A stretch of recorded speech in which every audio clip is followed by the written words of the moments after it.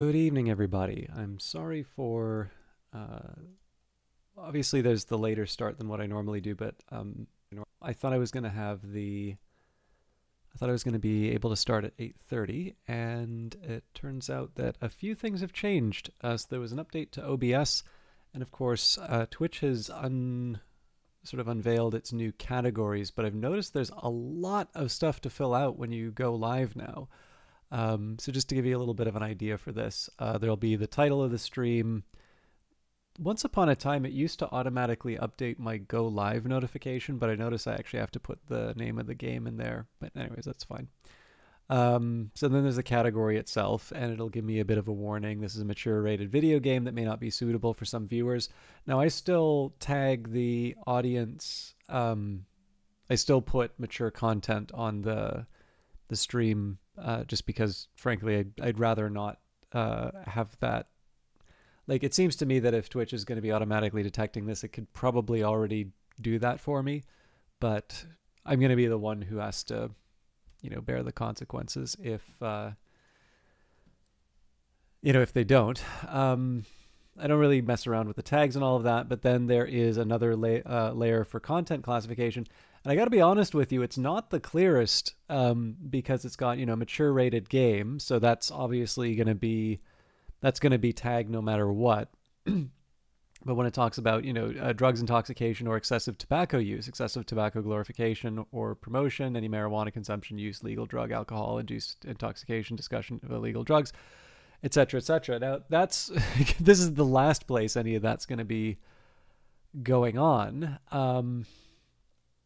But it's fair to say that, that would definitely be part of the content of Cyberpunk. And certainly on YouTube, when you do these classification systems, they do consider the content of the game that you're playing. So then there's, violent and graphic so this is actually one that drives me a little crazy here. So violent and graphic depictions, simulations and or depictions of realistic violence, gore, extreme injury or death. Now that's pretty much every video game in existence. And again, does that fall under mature rated games? Because if not, I really don't want to know what just chatting channels are, dwelling on extended simulations of violence. So anyways, it is, I gotta be honest with you, it is not the clearest system I've ever seen. I've done my best with kind of my best understanding of how the system works. But needless to say, it is something that kept me from going live before I could figure it all out. But you are here for the video games. So let me just take a quick second here and get all my windows to where they should be. And then there's the usual disclaimers and such, but I can at least bring the game up. I did notice that there was an update for Cyberpunk. It actually, that also took a little bit of effort to get on, but that's just because my solid state drive's getting a bit full. Absolutely no cookies. Stop asking.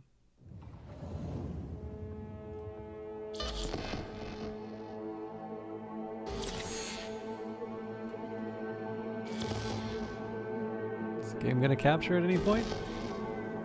There we go.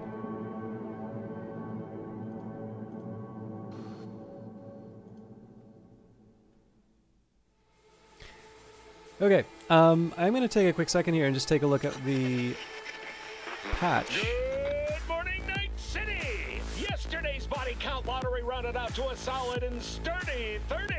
10 out of Haywood, thanks to unabated gang wars. One officer down, so I guess you're all screwed, because the NCPD will not let that go. Got another blackout in Santo Domingo. Net runners are at it again, poking holes in the power grid. While over in Westbrook, trauma teams scraping cyber psycho victims off the pavement. And in Pacifica, well, Pacifica is still Pacifica. This has been your man, Stan. Join me for another day in our city of dreams. Okay, so patch notes seem to be the kinds of sort of... Okay, now I know why the patch was pushed. So it can advertise the Phantom Liberty. I will confess, I really like the trailer that they put out during the summer game. I think it was the PC gaming show. I'm not 100% sure though. But either way, like the idea for the Phantom Liberty is one that's very attractive to me. Obviously, the talent behind it seems really good. You know, I like Idris Elba. I like Keanu Reeves. I'm still not entirely sold on the idea of like big Hollywood stars bringing something that you know, others can't inside of games. And I know that's a little unfair to the Hollywood stars, but I guess where I would the argument not argument, but where I'm going with that is basically, you know, you have a big movie, you want audiences to go out and watch it, and so you are paying for access, right? Just like there are people who will only play or who will like play basically every Warhammer 40k game that comes out. You know, there are people who are going to watch like every Tom Cruise movie, and there's actually this interesting phenomenon now where like stars are older, and there's not quite the same pipeline of newer stars as there used to be, and this might be sort of a level of sort of safety that basically there hasn't been quite the same development of talent. And when I say development of talent, I'm not referring to the actual abilities. I'm referring like talent as in the people who are potential candidates for stars. But like basically, I think in the name of sort of keeping with the safe bets, they've been focusing on extracting as much as they can out of the existing actors, as opposed to working on developing the next generation as much as they previously would. Because the thing here is there's a lot of people who are very good actors. It's a little bit like musicians. Like, I know, like, I don't necessarily like all popular music, you know, just like anybody, right? I don't know anyone who says is like, yes, every single thing on the, you know, on the Billboard charts or whatever, this is my favorite genre of music. People have their preferences, and generally if it falls outside their preferences, then it's, you know, derivative commercial crap or whatever. But for the most part, like, I would say the people who you're listening to, even if you don't like them, generally they seem to have considerable musical talent,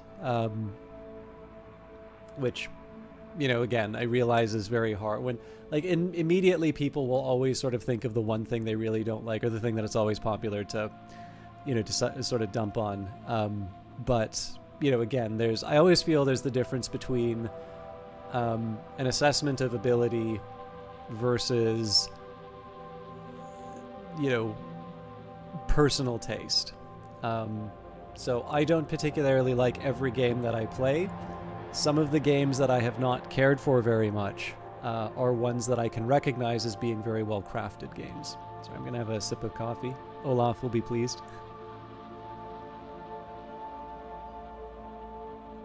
But yeah, in any case, so basically the purpose of having a star, and certainly not trying to suggest that there weren't more copies of Cyberpunk sold because, you know, Keanu Reeves was attached to it. Of course, people are going to be paying attention to the game and probably picking it up either sooner or, you know, or at all, who otherwise wouldn't have. But I don't know, like, I'm not, like, that's not really the reason why I watch movies or play video games. I do tend to follow talent in the sense of, you know, I like following game developers, and generally if somebody has made a game that I enjoy in the past, their recommendation of something to play or their, you know, their next release is going to be something that I enjoy. So I happen to know that some people who are tremendous fans of FTL did not care that much for Into the Breach. They think it's a very good game, but they don't necessarily think it's like they if given a preference, they will always open FTL over Into the Breach. Now, I happen to really like Into the Breach. I also really like FTL, but I actually am on the other side of that, where I actually think Into the Breach is probably more my thing. And again, that's fine. That's, the argument here is not to try and come up with an objective measure of, what's the best subset game. Revealed preferences definitely say that FTL connected with the audience much, much better. But, I wish them well, and I hope they continue making games. But yeah, like that's a big one for me. But the thing here is that it's quite a bit more directly tied to the ultimate experience that I'm going to be enjoying. If there were, let's say, a team of student developers who created Cyberpunk 2077 and hired Keanu Reeves, it may not necessarily be the same experience or as enjoyable of an experience as, an experienced development team like CD Projekt Red putting it together. Hello, Bredest. How are you doing? So that's the tricky one for me. For a movie, there's a better argument to be made for it. Again, there's the brand recognition. There's the ability to sort of open a film. But the thing is that there's the reason why I think most people like seeing actors is their acting qualities. Obviously, looks are a thing. Especially if you compare it now, compare actors of the last couple of decades to actors of the olden days, 30s, 40s, whatever. I mean, even the 50s and 60s to a certain extent. There's a little bit more variety in terms of the actors. There's definitely kind of the the hunk or the babe qualities, right? I kind of feel like Clark Gable probably was a start of that. I could be wrong. I haven't really. This is more off the cuff rather than thinking about it super deeply. But yeah, definitely. I think for any given Hollywood film, everybody in it is preposterously attractive. So, and that I kind of feel wasn't always true. Then again, I also have very weird ideas of what counts as attractive. This is a terrible thing to admit. I actually find Kathy Bates in Misery oddly attractive. Not as in I'm not going to develop a fan site dedicated to her. I don't mean to oversell it, but I've watched Misery a couple of times and had this weirdness, there's something about her in this movie. You'd also say that there's a larger class change within the acting sphere. Sure. Yeah. I think I know where you're going with that, and I don't think that's unfair to say at all. But yeah, with that in mind, just my standards may be unconventional by most by most measures. Anyways, I was kind of filibustering a little bit, but basically I wanted to try and finish off a thought before I jumped in, and that was just to say I am playing a copy of the game that I was given by GOG. GOG, of course, is owned by CD Projekt. CD Projekt owns CD Projekt Red, who are the developers of this game. So, as you can see, I was given an object of value in order to be able to stream it. Now, it's been a while since the game was released, but you would say Kathy Bates in Misery is it? Yeah, well, this is just the thing. That's not to suggest a taste thing, right? I would not say if I was setting up a Tinder profile or something like that, I would not put prefers Kathy Bates in Misery. But it is just one of these things where I would say this is a thought that has crossed my mind having watched the film Misery. So, but yeah, it's yeah, I don't mean to suggest there's so far as I can tell, there's really nothing about her in that movie that would, I think I could kind of connect to anyone I've dated or been attracted to. I do think putting that as your Tinder bio is more interesting than I love trap. Oh yeah, no, definitely. dating profiles are shockingly unimaginative. I read I hate the internet because it does make me read a lot more popular writing than I normally do, but like, I'm trying to remember what it was. It was basically an article on like things that make people seem interesting, but it actually is a big sign that they're bored. Oh, right. No. I remember now. It's the concept of the beige flag. It's like, you know how like the red flag would be, oh, you know, he's really into like Jordan Peterson or something like that, or Andrew Tate, like just, you know, there's a class of like podcaster or influencer that, you know, would be a red flag for people. I think I have a pretty good idea of them, but like I don't want to do like a full accounting of it. But yeah, apparently the beige, I think this is like completely invented, and this is what happens when people need to fill column inches. But apparently the beige flags are, you know, it makes something that at first glance is like, oh, this is someone mad, bad, and dangerous to know. And it turns out that they're very boring. And like the whole list was stuff like, I get so many of them in that. And then also the worst kind of like self-help guru from very marginally accomplished individuals whose only specialty seems to be in writing blogs about productivity that get people to read them. Like, I know James Clear has sold a lot of copies of Atomic Habits. I could not finish it. I did not find that at all an engaging or interesting book. I feel like it probably is something that could have been an essay, and it's trying in vain to sustain a full book length. But then there's like a few other ones, like, oh God, who is it? Darius Foru's one that always keeps coming up, Scott Young. And like, I'm trying to figure out like who these people are and why they're in a position to tell me. And like, so many of it is like, reading is important. Here's how you become a reader. And it's always like, oh, I just kind of skim books, or I always just kind of, you know, get summaries from places. There's this app called like Headspace. I actually shouldn't be saying the names of these things because like, obviously I'm giving a ton of advertising, but I'm a nobody on the internet, so nobody, you know, nobody's actually seeing these sites. Like Headspace is like my idea of hell, where it's apparently just a bunch of like infographics on popular books, and like it advertised like, be the most interesting person at a party, and I'm like, no, like I can read the inside cover of a book as well. That is usually how I decide whether or not I'm going to be reading the book.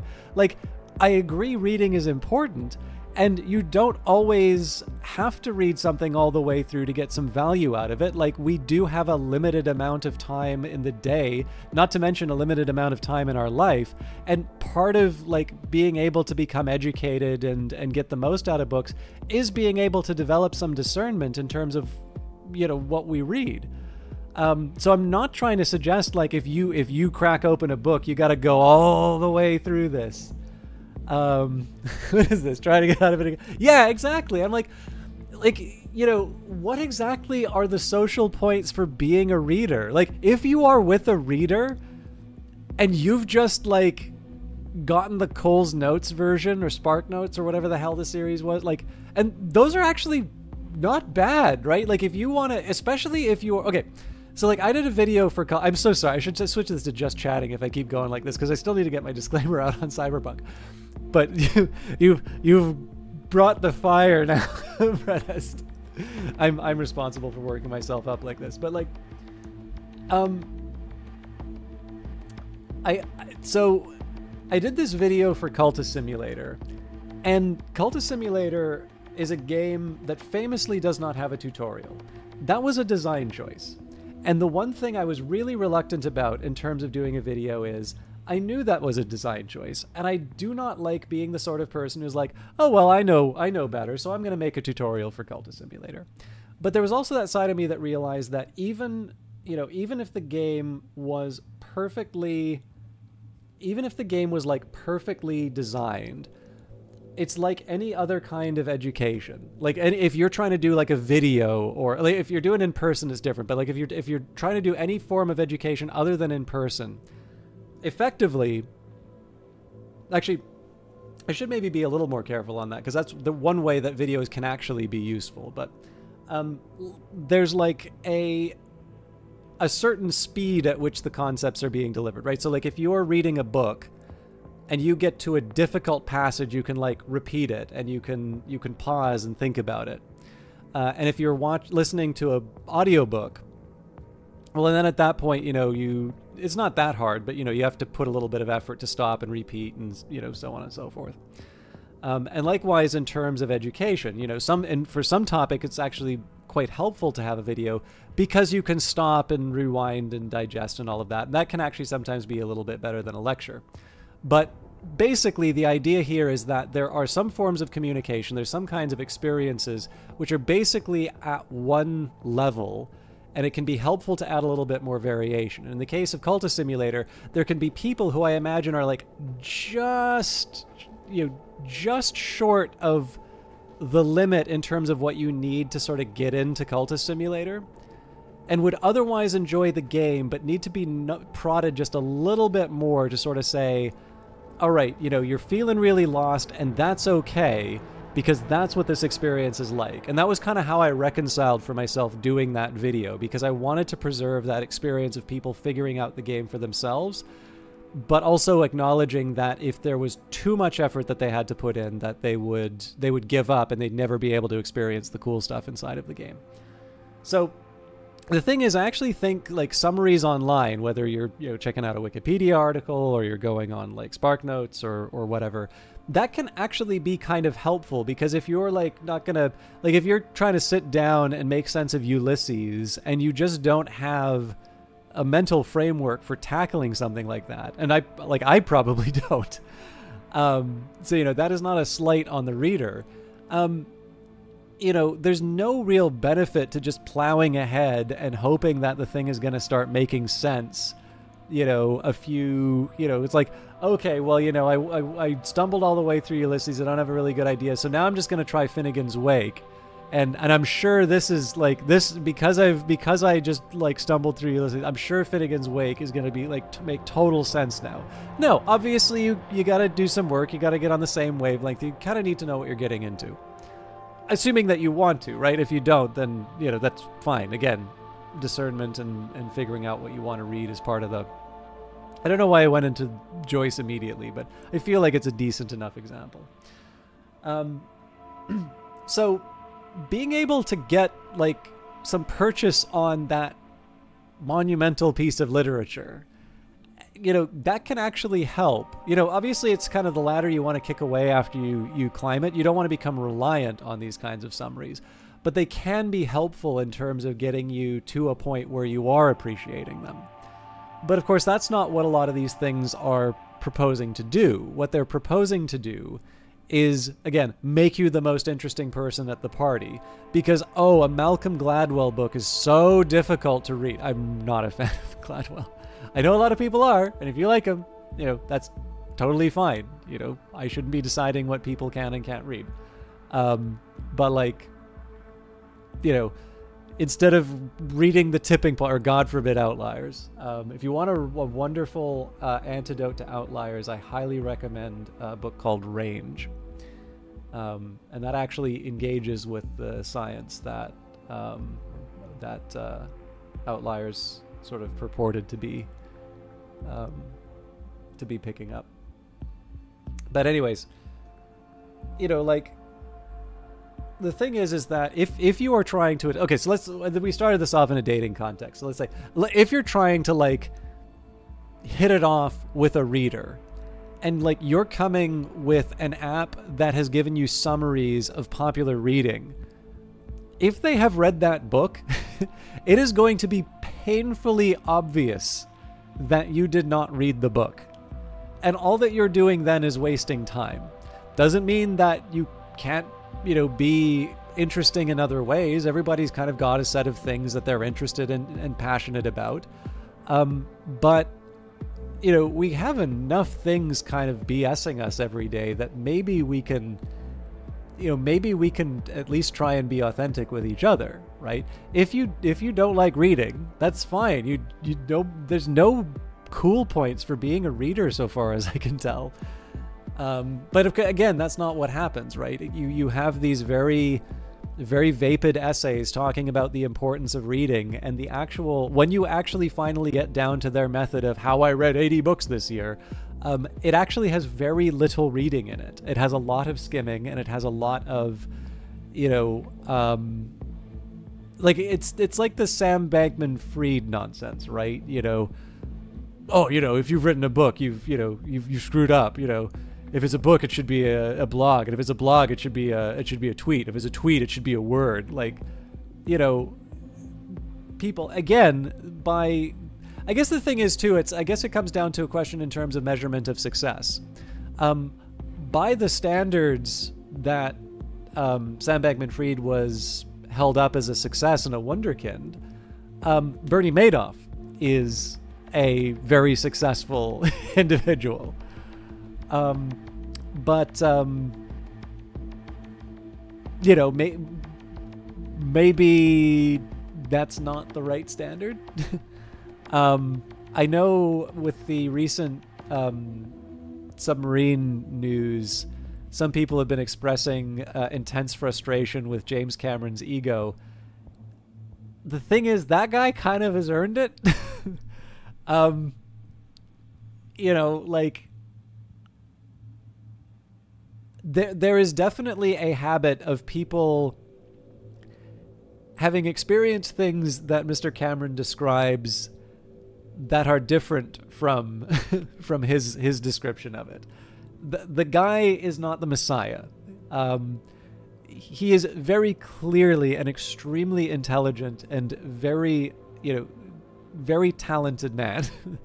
And I think, you know, he is probably better positioned to talk about the structural integrity of submarines than most of the people who were being brought on to discuss that particular issue.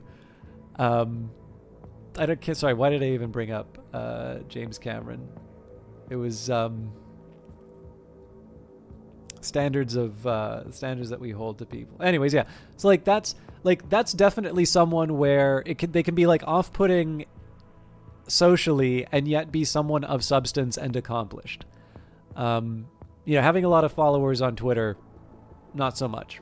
Being able to get a lot of people to invest in your company definitely speaks to your powers of persuasion. And insofar as, you know, someone is discussing rhetoric and, you know, and means of persuasion, I actually probably think I should listen. I don't necessarily know if I'll learn things that I want to apply in my own life, but certainly there's somebody who knows something about people's ability to be persuaded.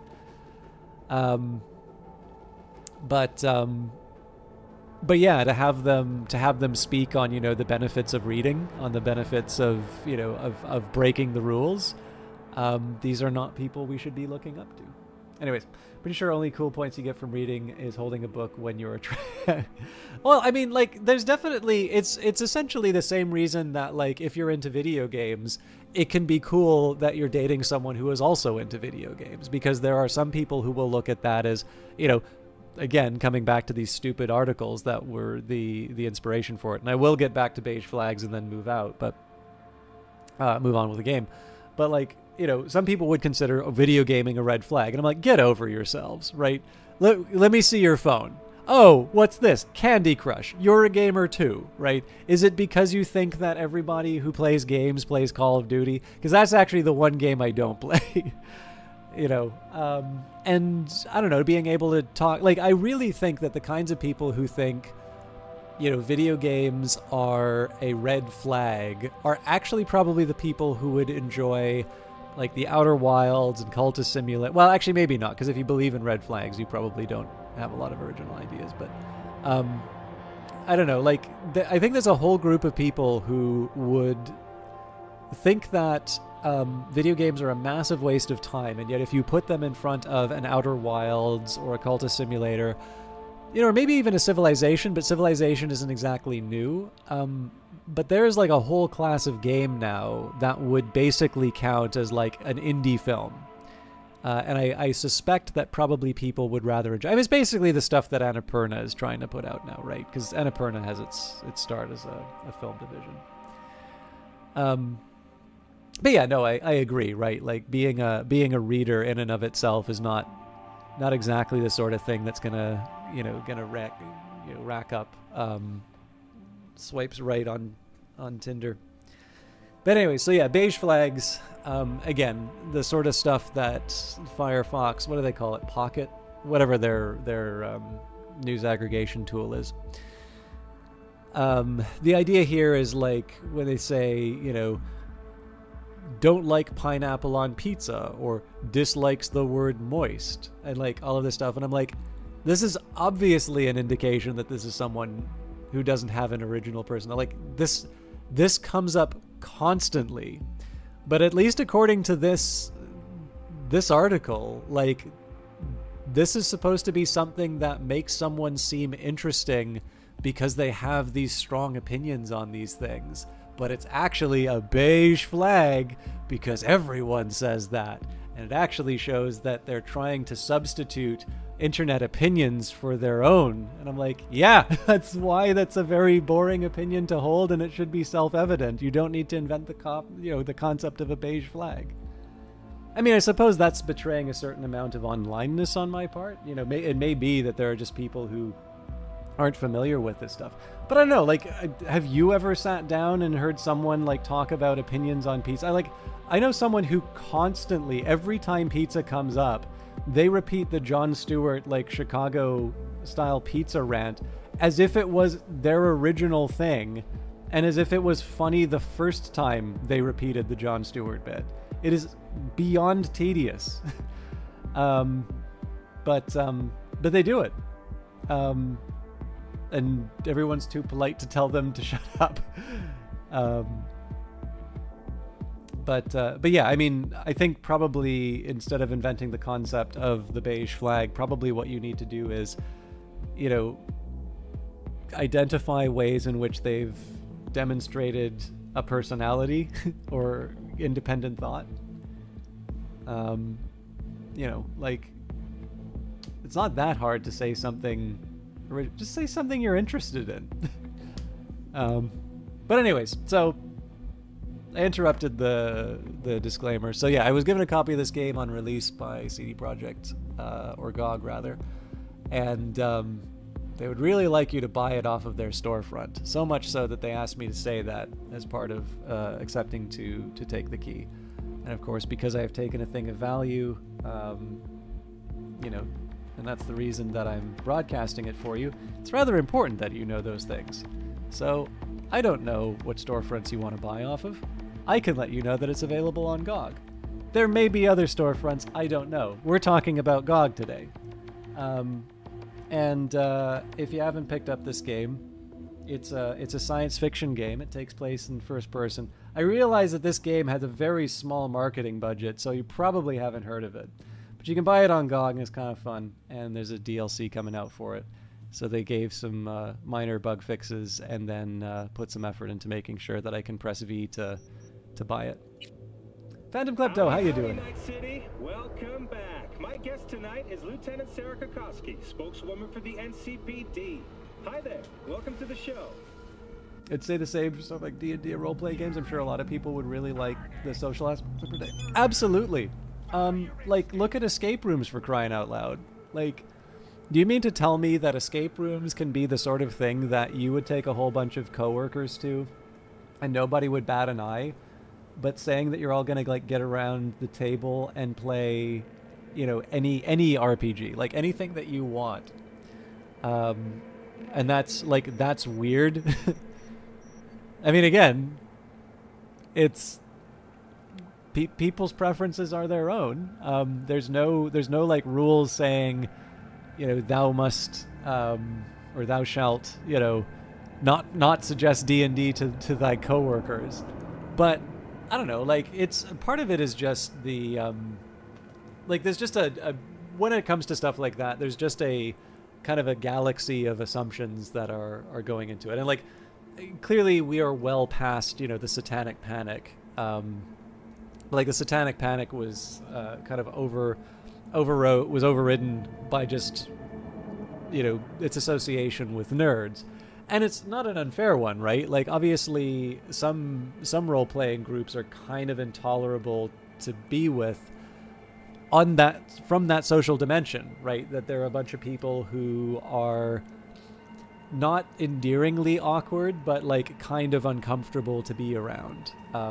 And I don't necessarily think that means you shouldn't play with them, but you know, like we all kind of know the worry where, you know, if a girl joins the group and all of a sudden there's a couple people who start behaving really weird, like that's a huge problem when you are trying to make ordinary people into, you know, into the hobby. So, you know, and then you say, oh, you know, the same problem exists for gaming, except it doesn't, because The Sims is a really, really old... Okay, sorry.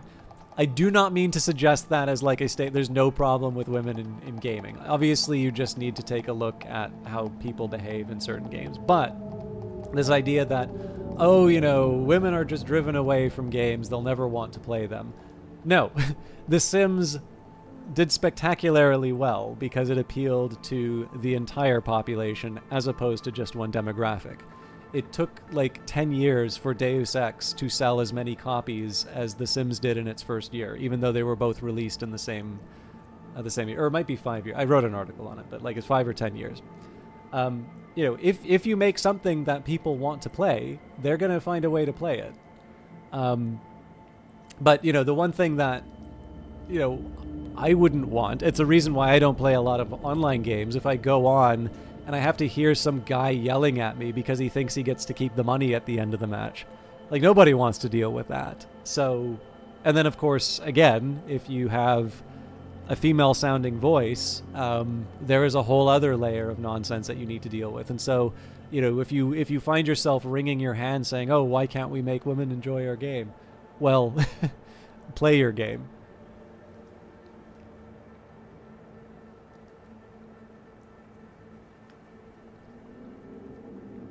But yeah, obviously I inelegantly phrased it, because when I say there isn't a problem with women in game, like, it's, I hope I'm clear in terms of what I mean by that. That the idea here is that there are broader appeals, and they're just ones that you need to take the time to make. And again, like, obviously The Sims, like, just prints. The Sims is consistently the most underrated game. Like, that game just continues to print money, and nobody talks about how amazingly successful The Sims 4 has been.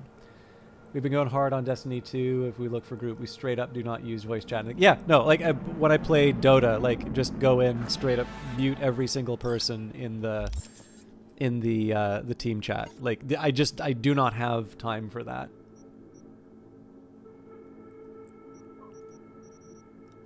Like, obviously, if I were to play a game with any of you, I'd be willing to, like, turn on the voice chat or something like that. It can be helpful for you know, to communicate what's going on. But it's kind of at the point here when you have to deal with sort of the average gamer. It's just not worth it's not worth taking the time to figure out if someone's okay or not. Listen, we have a Cortez for sale. It once belonged to some trust fund kid who got it for his birthday, except instead of driving it around, he preferred to stay hooked up to porn BDs all day. Eventually, the family disowned him, sold the car, and now here we are. So, you interested? Take a look and give me your answers soon. So we definitely have the money for that, so I'll pick up the...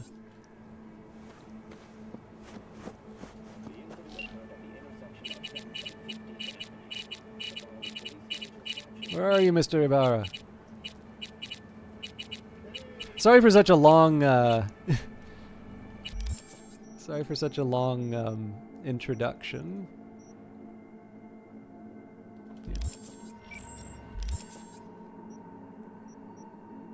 Yeah. Ugh. Making me go all the way over there, okay. That's the one they chose? Alright. Shooting lasted 10 minutes before the assailant was killed. Shortly after MaxTac forces... I heard some guy talking about how an asteroid hit and destroyed Earth, and that's where the Milky Way came from yesterday. The Import Manufacturers Association has issued a statement in response to the incident. I don't know if that's supposed to be a surrealist masterpiece, or if the guy is just incomprehensible. Sorry, I really shouldn't be reading chat while driving. Condolences in the wake of this unavoidable tragedy. You heard some guy talking about how an asteroid hit and destroyed Earth, and that's where the Milky Way came from yesterday. When I made, oh, sorry, when you made that much. Sorry, I thought they were telling you. I thought they were telling you that like an asteroid was going to hit Earth because you had made a mistake, and I'm like, that's a really weird insult to tell someone. But no, I get it. You gave someone the benefit of the doubt, and they betrayed your trust by saying that the Milky Way exists because of an asteroid hit Earth. I'm sorry, I was just not paying attention. Also, let me just make sure I got rid of the copyrighted. Yes. I was playing Old World on my lunch break. That is not a game you want to put for an hour. But I played it with the copyrighted music on. Man, that is a totally different game with the full soundtrack. Yeah, that is a very special breed of fanfic. Like, I kind of feel like we should all go to that How Is It Manifested channel and submit some asteroid smashing into Earth and creating the Milky Way documentaries.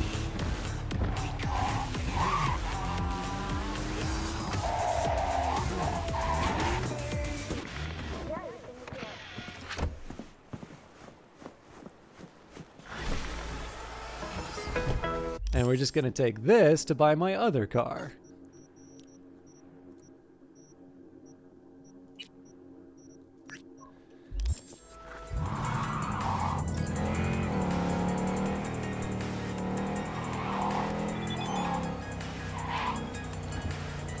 Money received. I will use it for a worthy cause. Rest assured, you have done a good deed.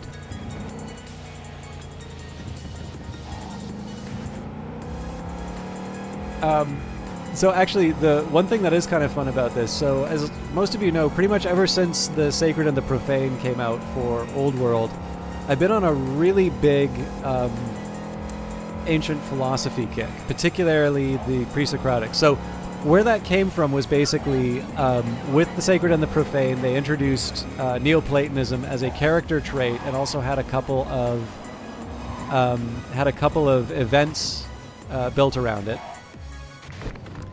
And I was like, you know what? Like, I've definitely read Plotinus before. I've definitely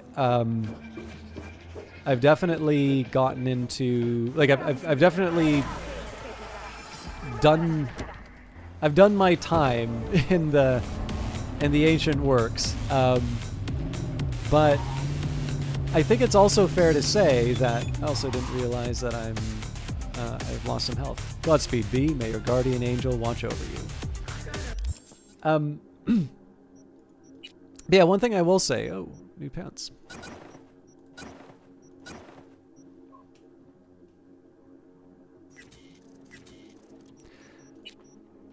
I definitely feel like I could have engaged more deeply with Plotinus. Or actually any Neoplatonist, if I'm completely honest. But Plotinus was the one I was particularly thinking of. And so the fact that it was included inside of Old World definitely made me... It definitely made me say, you know what, I'd like to pick up some of this old stuff again and like really get into it, like really make the effort and read this all the way through. And the problem I run into whenever I do that, I kind of go,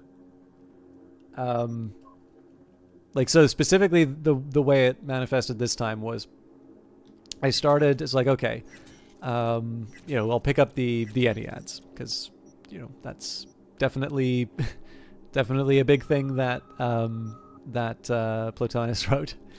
So it's like, okay, so start with the Enneads, but then I'm like, oh, but, you know, really part of what Neoplatonism is doing is kind of performing the synthesis of Plato and Aristotle, and indeed all of the works that kind of came before, even other ones that came before, such as Hellenistic philosophy. So I was like, probably should be reading, you know, my Stoics and Epicureans, and well, the Epicureans weren't really considered, but you know, and the skeptics, and you know, okay, so got the Hellenistic philosophy branch to check out as well.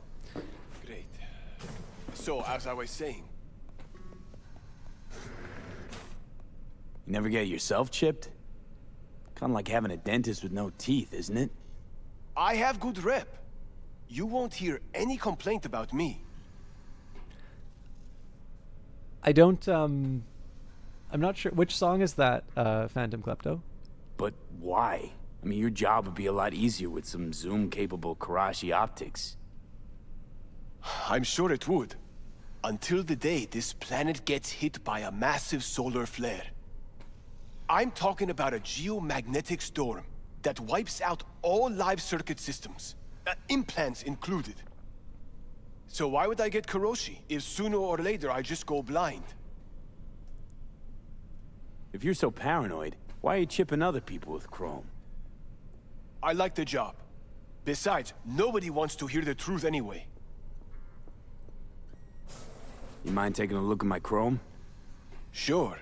Make yourself comfortable. I haven't actually seen the anime Phantom Klepto. It's something I want to check out, but I don't have Netflix, which is what I believe it's on. So I do have someone who does have Netflix, and occasionally we watch stuff. But like, I am not the type of friend who's going to be like, "Hey, I want to hang out because you got something you've got something that I want," and I don't want to, you know, like. I obviously, if we are going to watch something and it's a little bit more like open-ended, I also don't want to, like, I don't want to get to a point where someone feels like they have to, or like, you know, that they're going to watch something or be made to watch something that they don't want to, because of, seems like a good improvement. I should probably sell some of this stuff off. Yeah. I'll do it if I have to.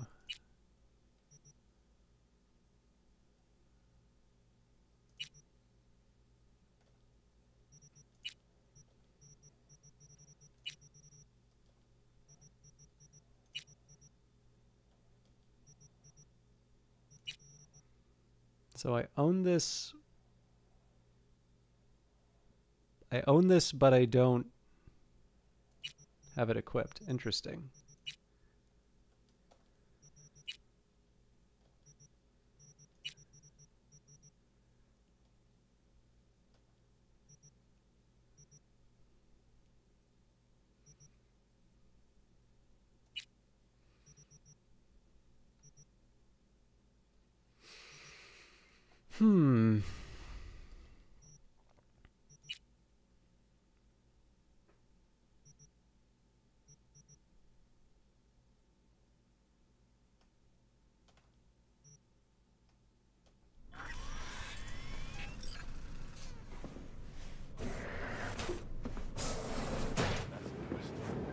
I do need to get a little bit better at stopping by Ripper Docks to, yeah, so it's definitely not a case of me not thinking it's like, so I don't watch a lot of anime, but that's not for a dislike of it. It's just I'm not that familiar. I've seen some like Hayao Miyazaki stuff, which I've universally enjoyed. I watched Akira, but I can't remember that much. I didn't care for Ghost in the Shell the first time I watched it, but I watched it again, and I actually thought it was a very, very impressive show. So I'm not 100% sure. There was one, there's actually really just one, probably one anime that I would say I was indifferent to. And that's about the worst I've had it. So yeah, it's definitely not a question of lack of interest. It's just, you know, I try to be, like, I've already got a couple of subscriptions that I don't feel I really make the full use out of. And so I want to try and be a little responsible in terms of how I'm spending my money when it comes to entertainment. Because the other thing too, right, is that if you do wind up feeling like you need to get your money's worth with these things, I don't think I have much of a chance. without a car. I sort of feel like if you try to get your money's worth with all of these subscriptions, the other danger is that your life basically becomes all about like just entertainment.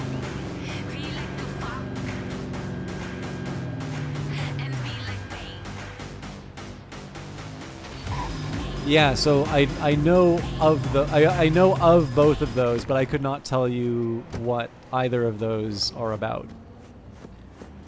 But again, that just means that there's more entertainment for me to experience. Who could complain about that, right?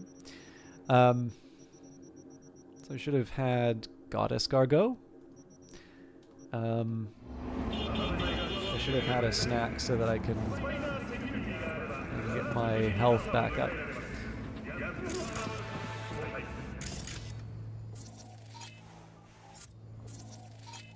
Oh, here we go.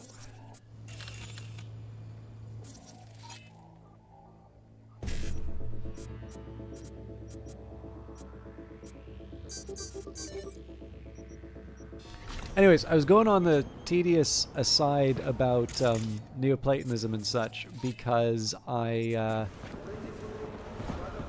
you know, like basically it's a rabbit hole that I wound up with. So I don't think I have anywhere to chuck the body.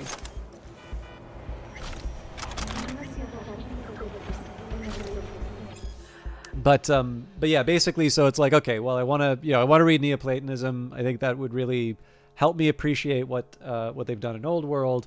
Just like, you know, to really appreciate Neoplatonism, I probably should also be a little bit better on Plato and Aristotle at a minimum, but also Hellenistic philosophy, at the very least, the Stoics and the Skeptics. And then I sort of move on, and I'm like, well, to properly appreciate, you know, Platonism, you know, surely I need to be familiar with the pre-Socratics, because, you know, just as Neoplatonism is this great synthesis of all that came before, Plato himself is a great synthesis of, you know, thinkers as diverse as Heraclitus and Parmenides and Pythagoras. So really, I need to start with the, you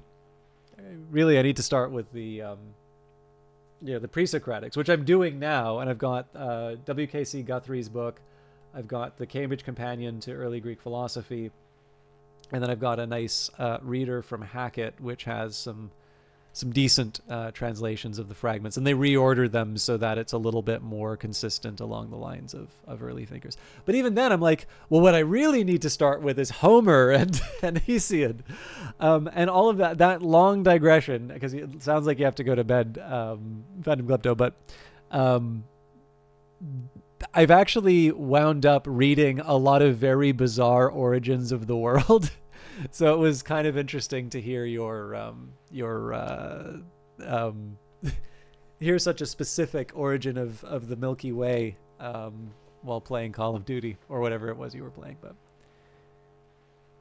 at what point does that become reading Cave Paint? Again, I feel like probably Homer and Hesiod would be the bedrock for me there.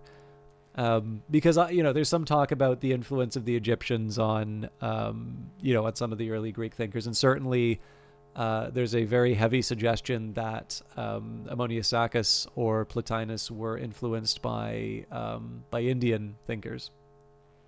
And there's a very rich kind of vein of research along those lines. But at the very least, in terms of sort of the line that I'm kind of drawing is, what are the works we knew that these authors were interested in? Like, what do we know that they were reading and sort of teaching from?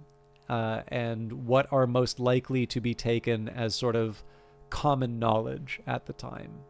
But, you know, you're absolutely right, because you can basically, like, you can follow that all the way down to, you know, trying to basically find the earliest written or pictorial records of ever. But yeah, in those cases, like, it was never, the funny thing about it was I never had that feeling directly at the start. What I usually where that feeling came from was, I would be reading either some introductory material. So, you know, I've got the Guthrie book for the Pre-Socratics. I've got Julian Annes's book for Republic, and then I also have Cambridge Companion to Plato, as well as John Cooper's big collected works of Plato. My Aristotle's not as strong. I've got a nice modern library edition of some selected works from Aristotle, but I know they tend to go for very classic kind of translations. So, like, a lot of their Plato winds up being Benjamin Jowett, which, you know, as fine as that is, you know, he's certainly not the one that you'd probably read if you had a test to pass, unless it's about Victorian interpretations of Plato. But I'm also not going to, like, run out and get, you know, new scholarly editions of Aristotle so I can understand Plotinus. But yeah, it's fair to say that what I'm finding is I, particularly when I go into some of the companion works, I've also got A.A. Long's Hellenistic Philosophers book to kind of read alongside the fragments that I have for the Hellenistic philosophers. The thing is that as I read those, I continue to appreciate the importance of some of those earlier thinkers, and so that's usually the point where I sort of feel like I really need to be moving one step back. So probably the bedrock is like Homer and Hesiod, and it's not exactly a burden to read the Iliad again. I've never read the Odyssey, so that's also kind of a reason why I want to read it, but it's very far away from trying to read, like, so I'm probably most familiar with Plotinus. I know I have read Iamblichus and Proclus at some point, but I frankly could not tell you much that you wouldn't find in a, like, even passable encyclopedia entry. So it's time to get familiar again.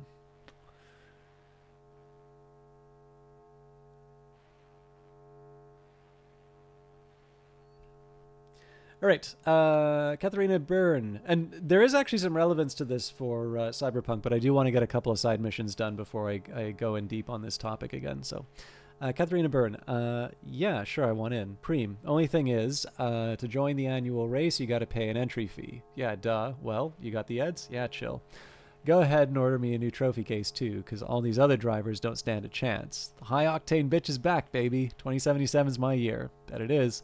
Cool, call me after the race. Sure thing. 3 missed calls from Hassan Kine. Katharina, you all right? Everybody already made it back. Where are you? Call at least. Katharina, I'm calling the police. Hello? What's going on?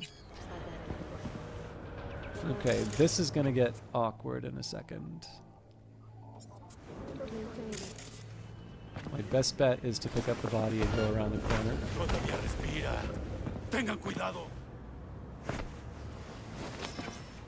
Okay, yeah, they've already...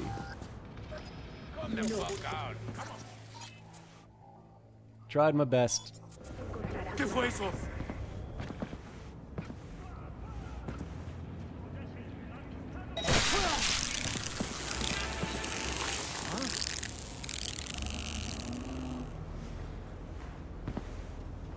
Oh, come on, let me pick up this stuff.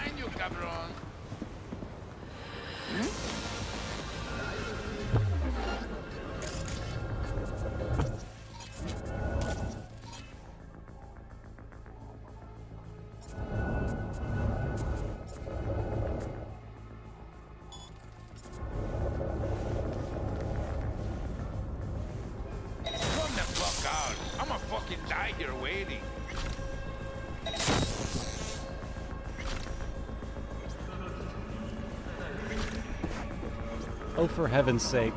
There we go.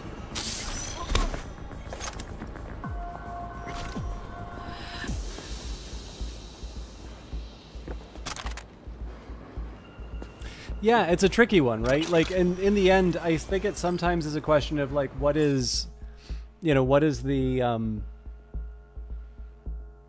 thing that you're trying to understand? So I think to a certain extent you could read, like, The Myth of Sisyphus. And it, like, to me it does kind of feel like it's a somewhat self-contained essay. I also tend to notice, at least for me, and it definitely seems to be true for a lot of the people that have read that, they tend to find it because they are also in the right, like place to be reading something like that. Maybe they're wrestling with something themselves, or they have kind of the feelings that would lead you to read something like that. But obviously, even with that one, there's a tremendous benefit to sort of understanding what what the author's trying to say.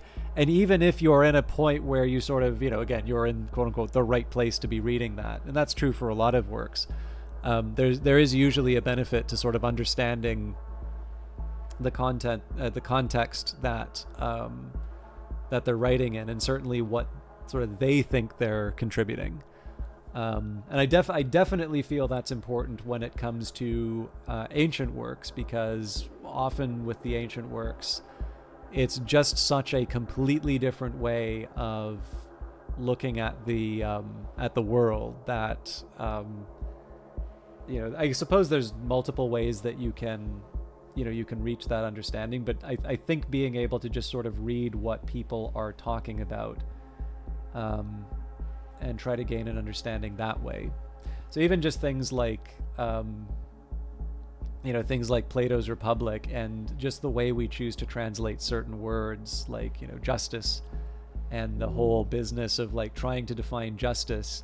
One big thing about it is that it feels like a fairly small conclusion at the end of it, but that's usually because we tend to be thinking of these things in very grand terms, and of course, like, it doesn't help that Republic is sort of considered to be this really major work, when it's very likely that what that passage is doing is sort of reasserting the classical definition of justice, as opposed to some of the more modern connotations that it had taken on. So like, it's kind of a linguistic argument that is now being read by people, a few thousand years later, in translation, with the benefit of quite a bit of thinking that has been inspired by that work, but also with a large amount of baggage in terms of,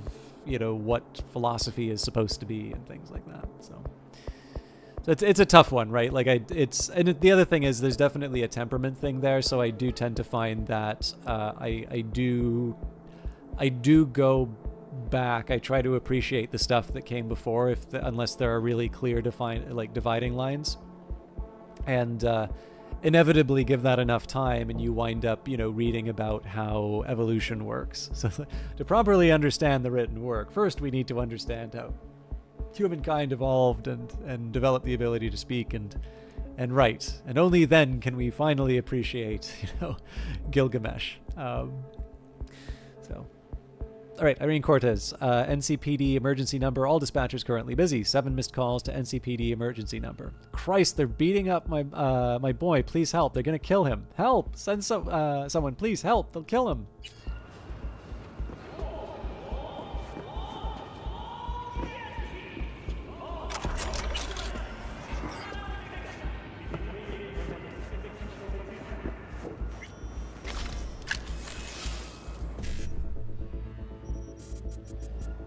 Okay, I need a 55 E9 for starters. That gets me the 7A, then the 1C. Okay.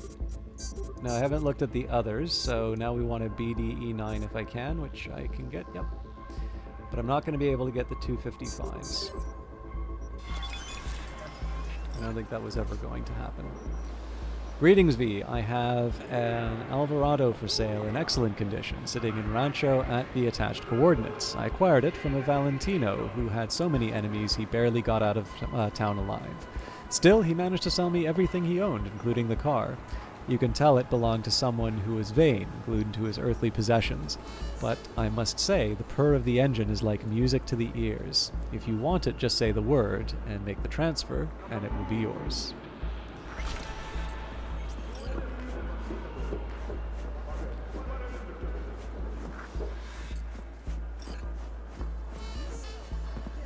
I thought I was going to be able to read the conversation. No, I'll have to open up the archive for that.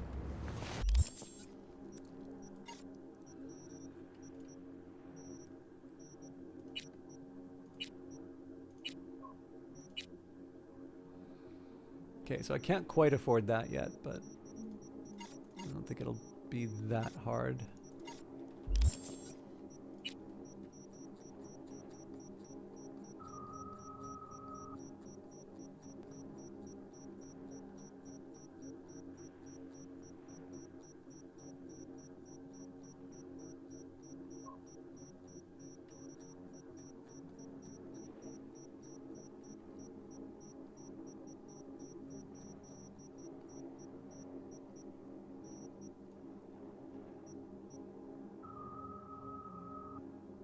I guess I already read that conversation.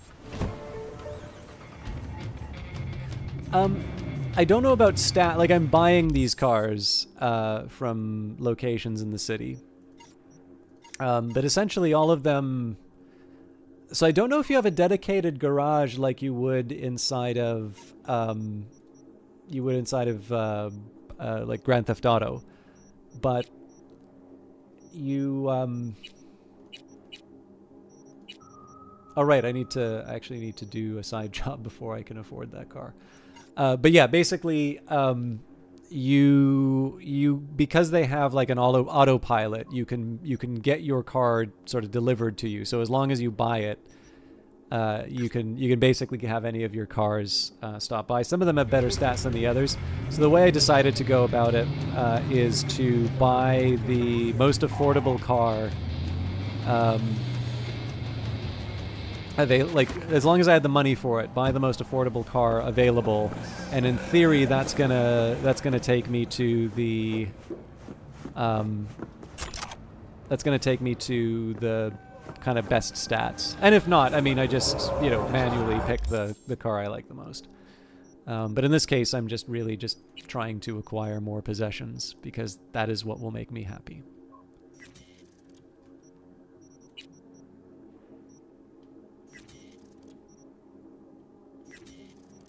Hammer time.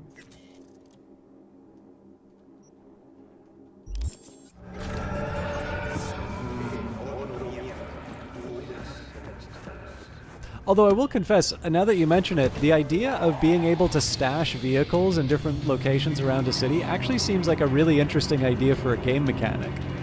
Like, you're trying to set up some kind of a job. Actually, I guess, again, Grand Theft Auto does this in one mission where you need to put, like, I think it's like a garbage truck and a couple of other, like a getaway vehicle in different locations. But I feel like there's more that you can do in terms of like planning out that sort of stuff and trying to make sure that you have the means to do your escape, available at a given time. There's something kind of interesting about that type of planning.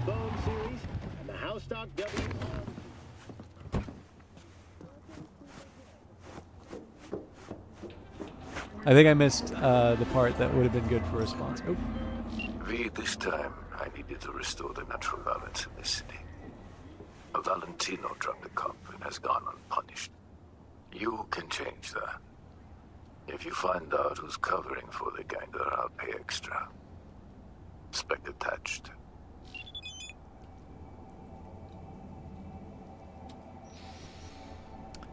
Gun for hire. Neutralize Jose Luis. Bus depot on Benco Street. Details. A few weeks ago, a police officer was shot dead. Same old story. Some Valentino kids got into a scrap with the badges. The fatal piece of lead was shot by a ganger named Jose Luis. The investigation was dropped and officers from the local precinct were told to back off. Pretty interesting turn of events, wouldn't you say? Jose must have some friends in high places. Here's the deal. One of the officers wants Jose brought to justice, which is where you come in. If you happen to find out who's protecting the Valentino, I'll throw an extra. Good luck. Okay, there's civilians.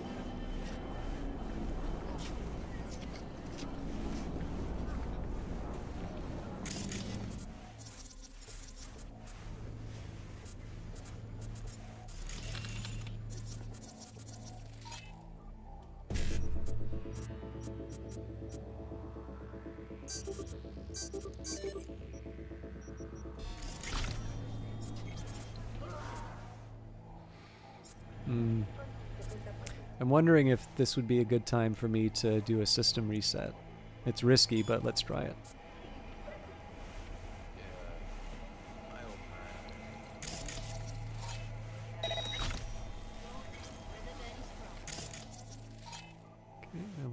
alerted. I can definitely ping if I want, but...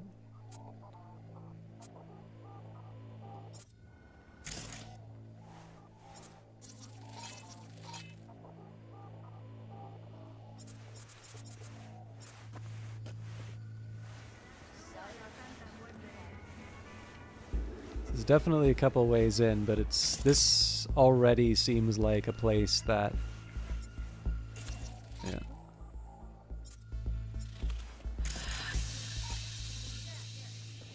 Seems like there's more than a few folks who are going to cause me some trouble. And I still don't know what the deal is with... Okay. That is a sound I don't want to hear.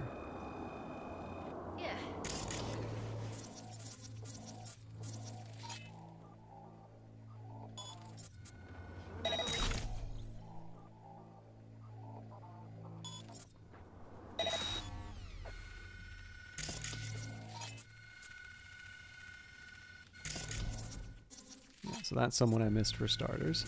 So the presence of cameras is already something I didn't count on.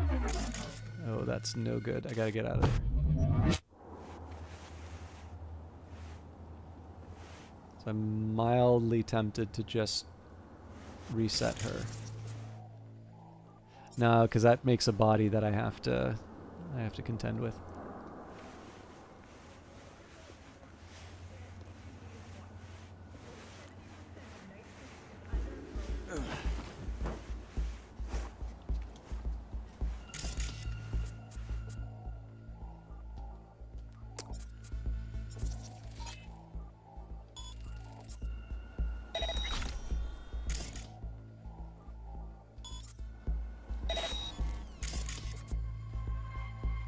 Man, I am lucky that did not count as a detected body.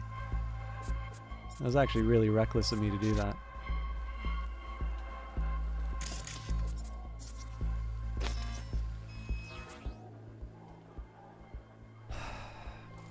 I don't feel good about doing this, but I should probably keep that reset on, system reset on cooldown.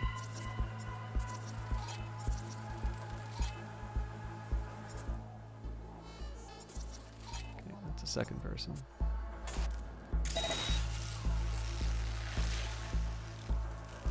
So I better hope somebody doesn't go around the corner.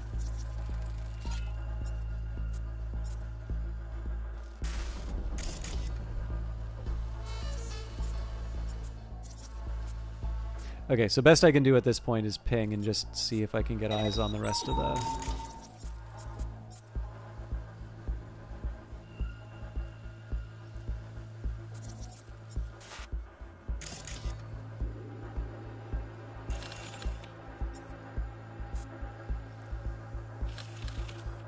It seems to me like the roof's probably the best way.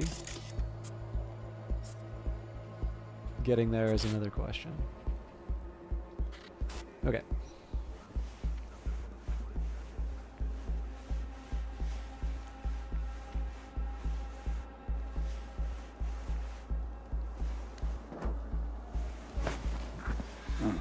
Can you spot the two things that don't match? I give up. Hint 1, Militech. Hint 2, Valentino's. I don't have a place to put her.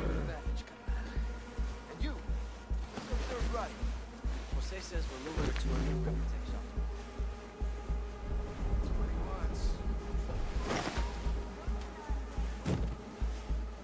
So, I'm going to try and lay some of the groundwork for some of the philosophy stuff that's relevant to cyberpunk.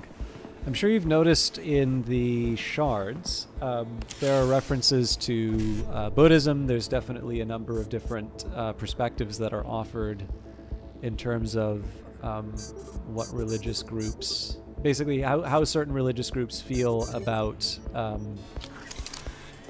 cyberware. Okay, that walking makes me a little concerned.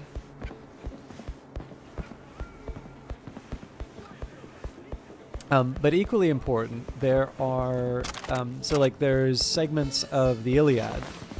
Actually, I think there might even be one of the Odyssey, but there's definitely like there's passages about Achilles, which are present inside of the game. And you know, again, it's like, okay, well they're what?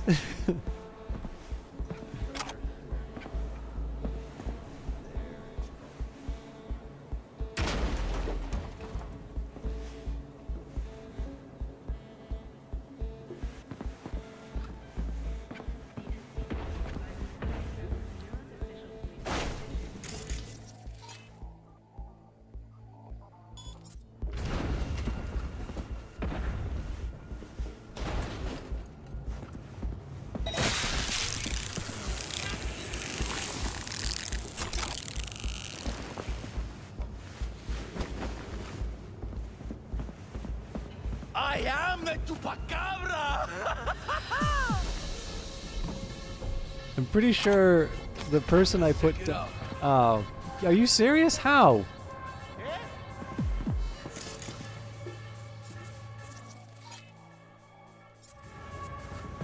I'm on your scent, bitch! This just got a lot harder.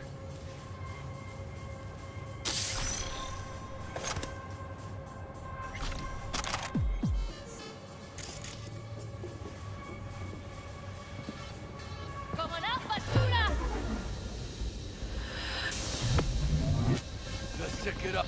We're gonna cross some bridge. Come with me. Whoa! Who would have thought? Well and well, either they're planning a costume party, Come on or they're out. gearing up for I've a got different something sort big of for party. you. Whatever. I'm intrigued in either case.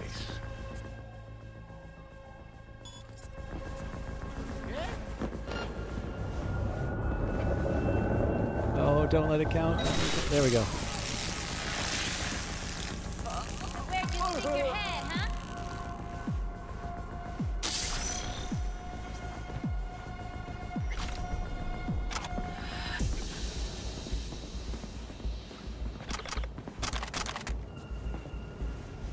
You can run.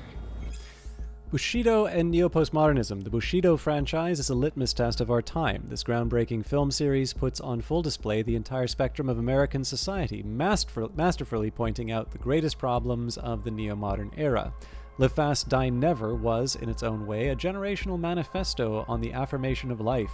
The use of vivid colors, shaky cinematography, ubiquitous blood effects, and pervasive brain splatter testifies to the extraordinary self-awareness of the director, who once revealed in an interview how he fucking loves it when hot chicks dissect the shit out of the bad guys.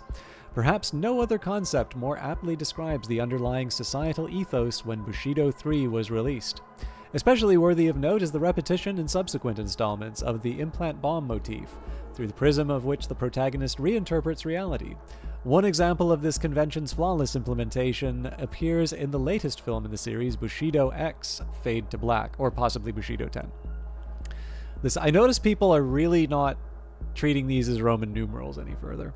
The scene in which the powerful Guerrera disembodies the arm of Jake, as played by the transcendent Tim Kelly, demonstrates in a brilliant form the duality of the human condition. On the one hand, Jake loses his cybernetic arm, a symbol of both his tragic past and the ongoing techno-ontological conflict within his psyche. On the other hand, it is precisely due to this dismemberment that Guerrera is blown to bloody bits by a sensational explosion sequence.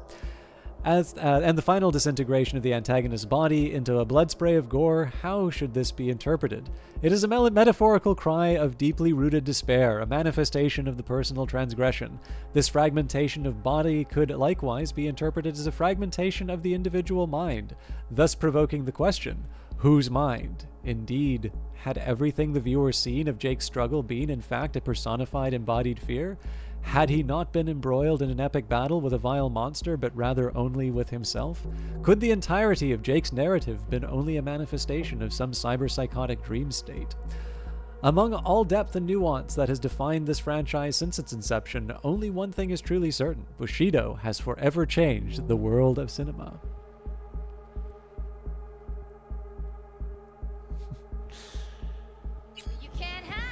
I really do not like this type of essay, and I read it way too much.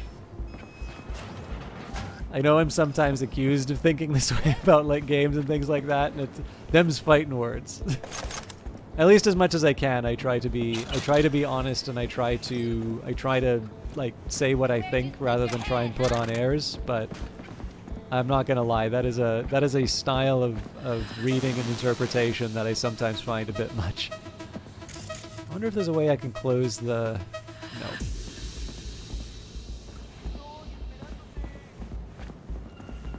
I can probably just drop a few of the people on the outside at this point. Like, I know they're all looking for me, so making another body isn't exactly going to change the equation. You can run, but you can't hide.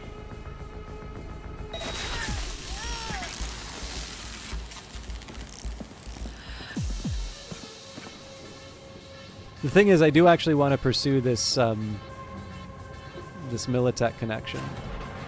Like being a coward, huh? Being a coward suits me just fine, lady. Okay, so that kind of messed up my approach.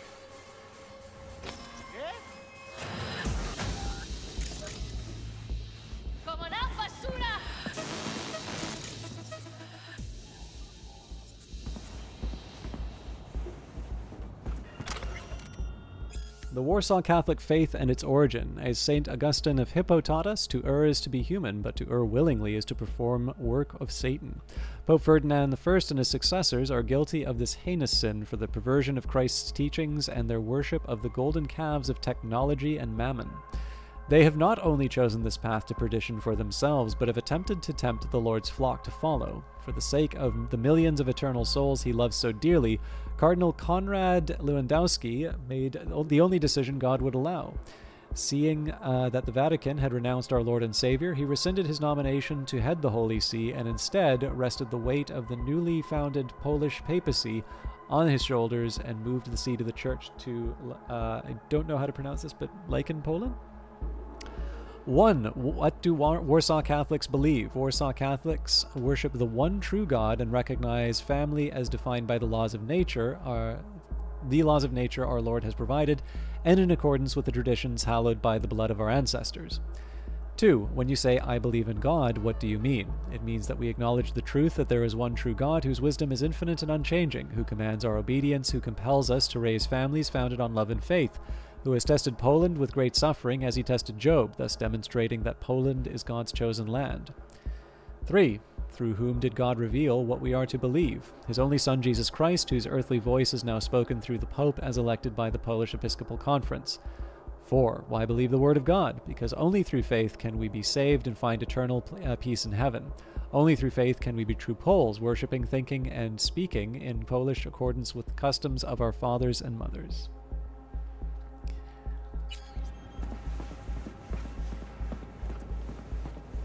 Yeah, so you see a lot of this stuff running through. This obviously is a little bit more of a political distinction than anything, in terms of just another schism. I'm gonna try and scooch her around the corner before I get detected.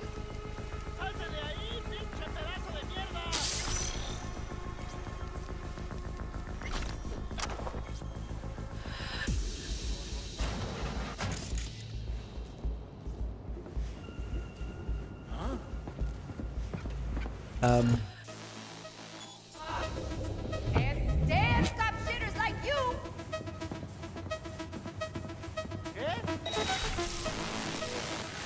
I'll pick up the goodies on my way back, but I think at this point I should probably deal with the fellow upstairs, given that he's probably most likely to detect me out of everybody in the area right now. But yeah, so you've got that. You've got different religious beliefs in terms of cyberware.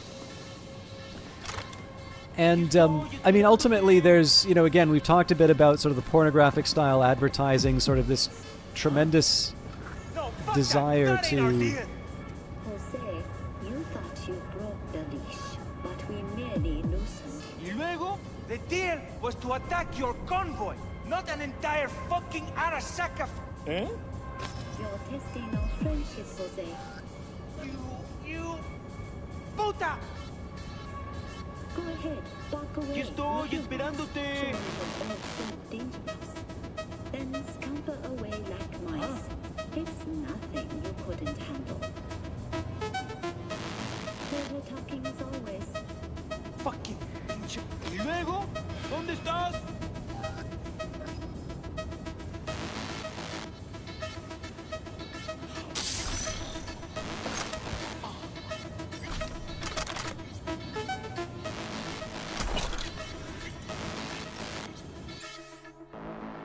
Let me try and finish the thought before I move on. So, you know, again, this sort of wish to reconnect with sort of the flesh, and there's a number of different ways that comes up, and it's why I think, like, as always, you can just sound smart if you put like a particularly relevant old quote. But the thing is, like, it's not that hard to find appropriate quotes. There used to be like Bartlett's. For those of you it's an older movie now, but like for those of you that have seen.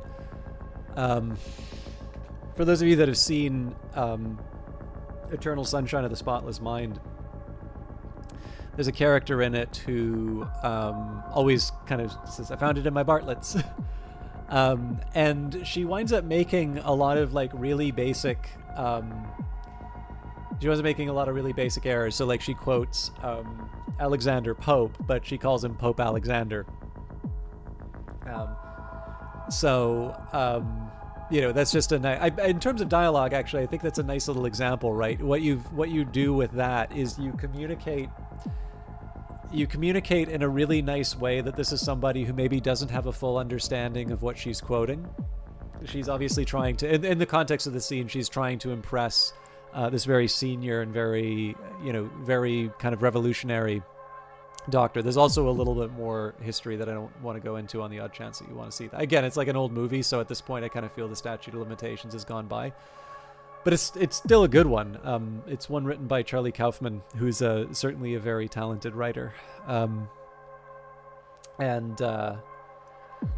But yeah, so like it's not that hard. So even aside from Bartlett's, right, you've got sites, everything from, well, I'll actually credit Wikiquote. Wikiquote does a good job of sourcing this stuff.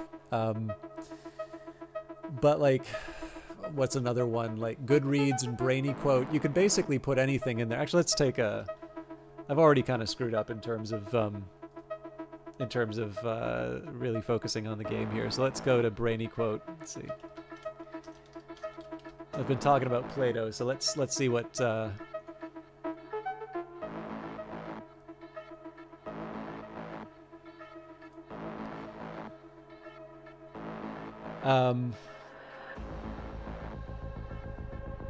so one of the penalties for refusing to participate in politics is that you end up being governed by your inferiors. I've never actually quite heard it put this way, but I'm pretty sure, I'm trying to remember if that's a... So when do we go from BrainyQuote to MS Paint? I have no artistic skill, so I'm trying to remember if this is Phaedo, Republic, or the Seventh Letter. I'm pretty sure it's one of those other two. Another one here, love is a serious mental disease. I'm not sure about the serious in that, but that's almost certainly from Symposium.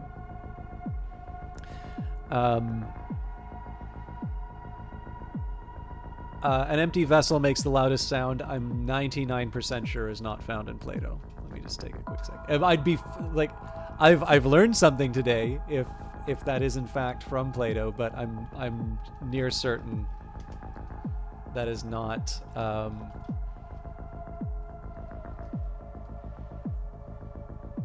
Yeah. So I do note on.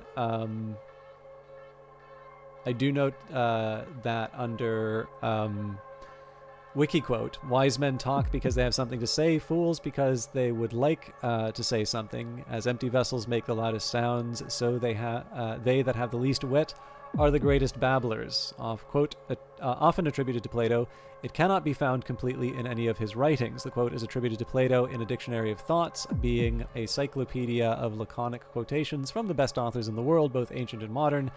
Page 560 by Tryon Edwards. In the Symposium, see above, Plato likens empty vessels to fools for their lack of content, but says nothing about their sound, because clay vessels and not wooden vessels were commonly used in the day of Plato, and the popular common saying about empty barrels would not have become common knowledge only once the wooden barrel later had become the standard vessel type. In the Lackeys, see above, Plato includes a criticism of one who has no meaning and uses empty words to dodge in hope of concealing his own perplexity. The conflation of these two quotations may be the origin of the spurious quotation given above. So, you know, there's a lot of very nice quotes on Brainy Quote that are attributed to these wonderful thinkers, and they are never found anywhere. Another example would be Ovid. I think it's something along the lines of, in our play we reveal who we truly are. That is a wonderful quote. That is a quote I wish Ovid said, because I could use that in so many cases where I want to talk about revealed preferences. He absolutely does not say that anywhere I've been able to see. And I've read a lot of... I can't say I've read everything of Ovid's, but I have read Heroides, I have read Ars Amatoria, I've read Remedia Amatoria, I've read Metamorphoses, I've read... damn it, the Poems of Exile. The Penguin edition is called Poems of... Tristia is one of them. I think Ex Ponto is another one. Maybe I can find it. Epistulae Ex Ponto. But I've not read all of Fasti. And apologies, it's Remedia Amoris. So again, I've read the majority, let's say. And I've never found in our play, we reveal who we truly are. I think there's another nice one.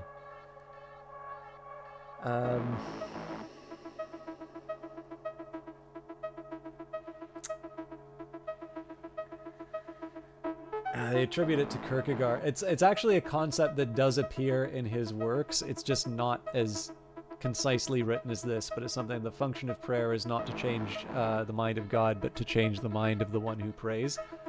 But there's definitely, like, you can find in, I can't even remember the word. I had to use that in an assignment, so I'm sure if I dig out my old my old essays, I can probably find what the...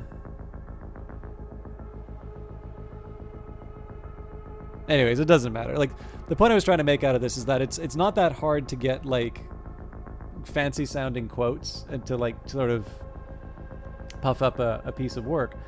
But, like, obviously, if you want to make something really impactful, what you try and do is you combine those with, the world you're trying to create or the story that you're trying to tell. And in this particular case, like, I think it's really important to recognize in the case of Cyberpunk, they all have some kind of an echo in something else that was brought in. So, like, the section of the Iliad that's included is sort of Achilles being very clearly told that he has two paths ahead of him. One which is, this short life of glory, or he can enjoy a very long and enjoyable life, but ultimately be a forgettable individual. And this, of course, echoes Dexter Deshawn's question that he asks V early on, right? So which is it, V, old and gray or blaze of glory? And again, like, I don't, like, the one thing I don't want to do is turn this into, like, the Bushido 10 essay that we just read before, right? I'm not trying to suggest that, reading enough Homer is the skeleton key to being able to understand Cyberpunk. It's also important to remember that this stuff just isn't in here at random. And what's really interesting about this, and it's why I think this is a really good adaptation of sort of the tabletop setting or the world, which clearly has captured people's imagination. it's because it's actually taking the time to go through and deal with some of these subjects in the game. So rather than sort of sitting you in front of a cutscene where two people discuss the nature of the self, and they do some variation on the ship of Theseus when it comes to the the amount of cyberware that you're putting in. Instead, what you're seeing is a certain type of advertising, and you're seeing a certain set of preoccupations in terms of the things that people are reading. Right? When you are in Delamain Cabs, that's when I first found out about the worker uprising and one of the space industries. And why read when you can hopefully annoy the creator of the original game at some con? Yeah. Well, actually, this would be interesting for me too, because I haven't read that much of the original Cyberpunk tabletop stuff. I'd be curious how much of this, Mike Pondsmith was interested in, and how much this is the team at CD Projekt Red deciding that there's a set of topics that are of interest. So anyways, I think what I'm going to do, there is actually something that I read not too long ago which I think might actually be rather appropriate for Cyberpunk that I do want to read, but I also want to finish this side quest. So I think what I'll do is I will read this, I'll finish the mission, I might take a small break to refill my coffee, and then I will give you a little Plotinus as a treat. All right, Jose Luis and Roberto Luis. Can't right now. What's up? The caregiver never showed up. I'm here alone. Esa pinche puta. I'll send one of the boys to help you. No, I need you. I can't, Abuelito. Just stay put. Please, just come. I can't even stand up. I had an accident. I don't want them to see. I really can't. I'll send someone you can trust. Don't worry. It happens. Fuck this. No, and stop saying shit like that to every single caregiver. Maybe then we won't have this problem.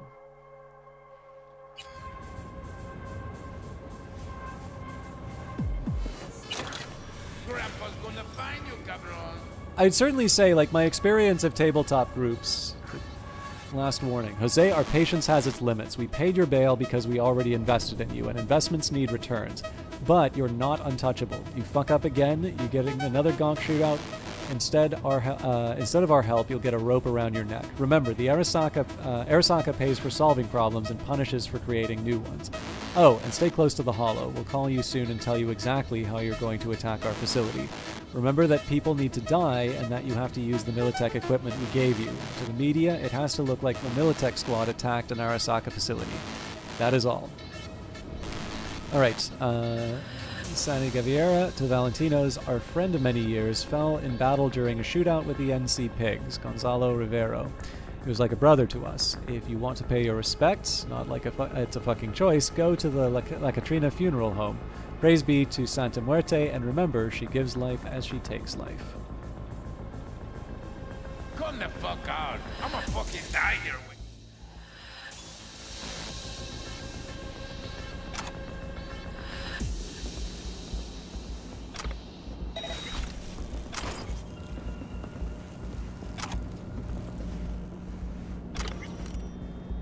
Get high at home these days when the police have so much more to worry about than whether the kids are smoking special cigarettes. When designer drugs can be bought on any corner, we say back to the basics. Why line producers and dealers' pockets when you can make your own concoctions in the comfort of your own garage? In the following chapters, we'll give you quick and easy to follow recipes for your favorite boosters. It's fun. Why drag it out, huh?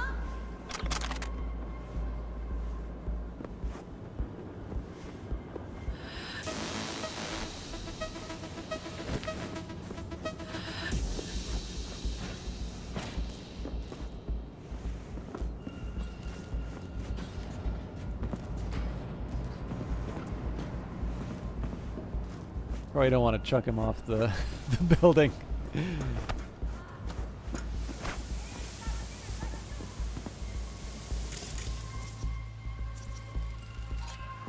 Militech ammo. Each shell's like a signature, leaving behind a trail. A trail back to Militech. Boom. Dead, and all eyes are on the corp. At least for a little while.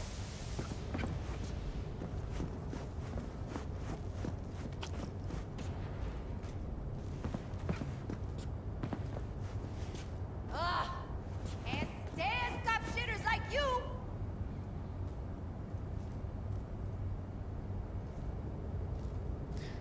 Read that one. Saved my life.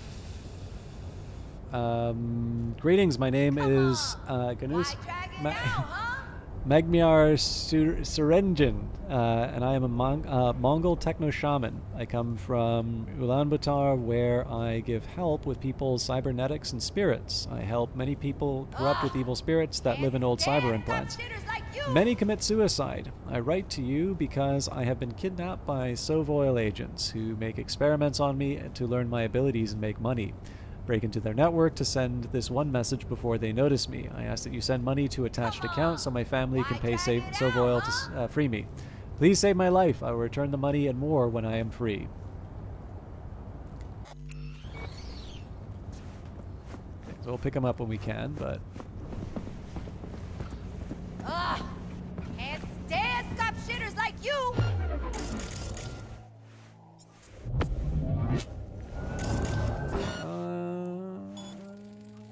I kinda blew it.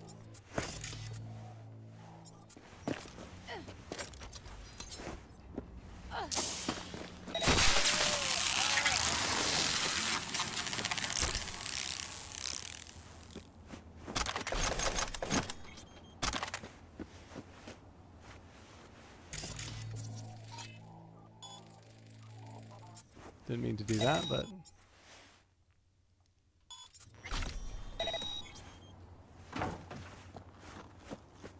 I mean, everybody's down anyway, so it doesn't really matter, but...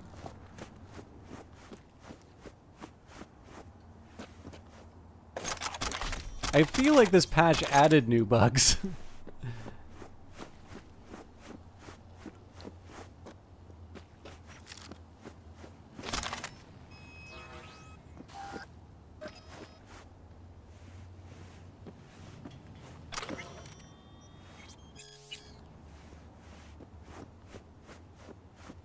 I've read that one a few times, and I really do want to get through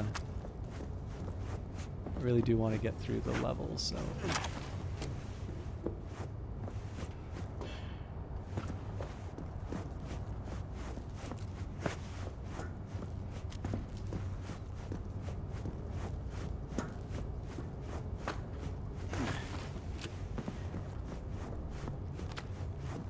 I'm not sure what this.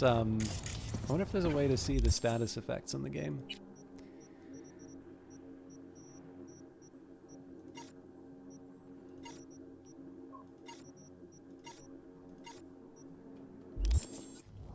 So like there's that heart and key.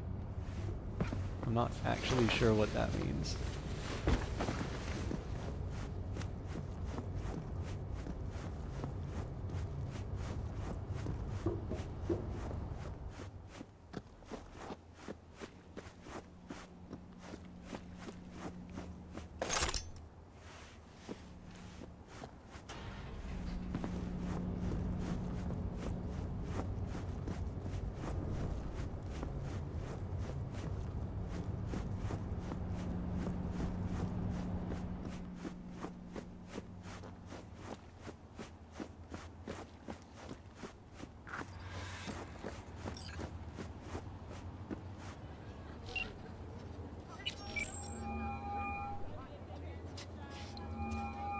It's V. Took care of Jose. The car's on its way. Did you learn who busted him out after he killed that batch? Arasaka. Arasaka? You're telling me a megacorp was involved in the killing of some ordinary beat cop? Joffrey's death was an accident. Jose was covered for another reason. I'm still listening. He and his crew were hired to launch a full-blown assault on an Arasaka facility, and to do it using Militech equipment. Attacking Arasaka. On Arasaka's behalf. Shit. You need to get out of there. Seeing as I'm already here, I could stick around, try to find out more. Won't find nothing you don't already know. Location's already blown. You know more than you're telling. Spill. I'm just speculating here, but... Out with it. There's a good chance that Arasaka's looking to pick a serious fight with Militech. Maybe even all-out war. And understand? Jose's hit was meant to be their excuse? Kinda slim, don't you think? It's not just Jose. I've heard of other cases. Same MO. This runs deep, V. And Militech. They must have noticed Arasaka's moves. Likely. But Militech doesn't want war. They will delay, prepare, and prepare some more. That info's worth a healthy heap in some circles. Not this time, no. Not my board, not my game. See you around, V. Yeah, be seeing you. Sorry, Brentis, I wanted to answer your question, but we had dialogue going on. So, yes, actually, there is a pretty decent wiki for the game. I think it's a fandom wiki. Like, the only drawback is that if you go... Let me see if I can find the wiki here. The reason why I say... I don't normally check out wikis for games, but the reason why I say it is a decent one is because I was looking for some tabletop stuff, and it wound up directing me to this wiki. Yeah, I don't know. Like, I feel like the fact that it gives you. I feel like the fact that it gives you a good idea of the tabletop setting in the same place where there's, like, you know, so you've got the tabletop, you've got the animated series, you've got the video game. I feel like that's a good place to start. There may be a more authoritative source somewhere. And again, the drawback is that fandom is one of the worst offenders in terms of just jamming a website full of ads. And, like, just to be clear, I know that ads are what pay for the content that I see. I don't want to begrudge the people hosting these websites their revenue, but I have noticed fandom, and there's actually a couple of others. There's no point in enumerating all of them, but I've actually noticed I do finally start using the reader mode a lot more in my browsers, and that's just because, you know, I can't, like, there's a certain level of, I think the best way for me to put it is there is a certain level of distraction, you know, in the form of advertising that actually makes it becomes an impediment to being able to get the article. So that to me is I think to me that is the line. If I'm no longer able to comprehend the material that I'm reading, I feel like I want to engage reader mode. Plus the other thing too, right, is this is always, but, you know, like, once upon a time when there were, like, VCRs, there was a whole court case about whether or not you could record, you know, a TV episode. You know, then you pause during the ads while recording, and like, again, that was fine, and people just had to come up with, you know, with other ways to get the advertising. It's always going to be some push and pull there. All right, we've got some entries from Padre. Nature's Balance, your bonus is ready to collect. I have one more favor to ask. Let's forget this ever happened. Gig closed. V, do what you set out to do. The next time they will be expecting you. Of that, I have no doubt.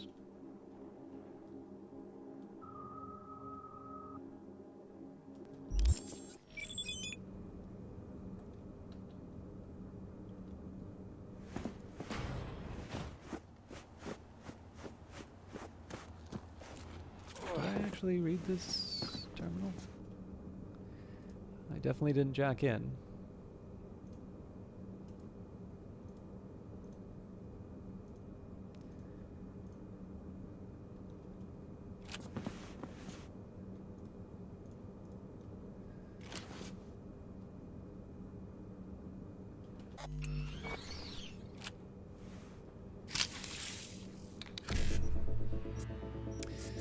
All right, E9, 1C, and then 255s. Yep. So E9, 1C.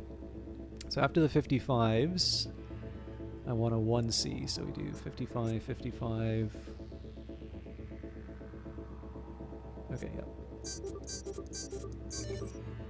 It's one of the rare times I could get all three.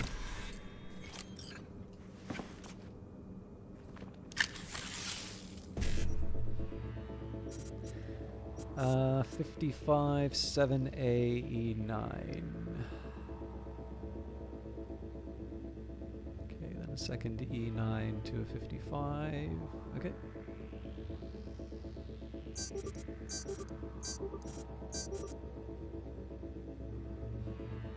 Oh, I think I messed it up.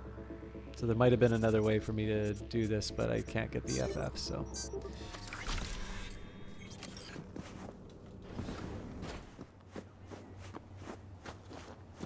I think one of the problems is I have taken the time to work the whole thing out at the start, but I also don't want to take an inordinately long, an inordinate amount of time for just to do a hack, because there's so many of the hacks in the game. So I'm usually happy to get the bottom two.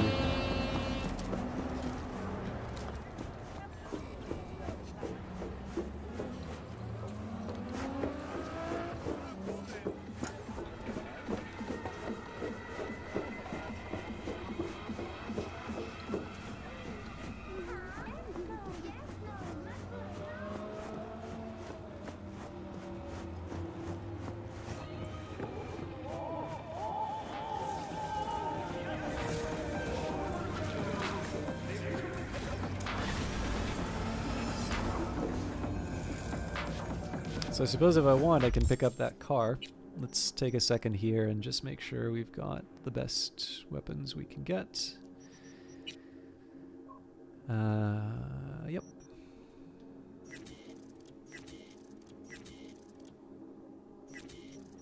I'll keep one assault rifle.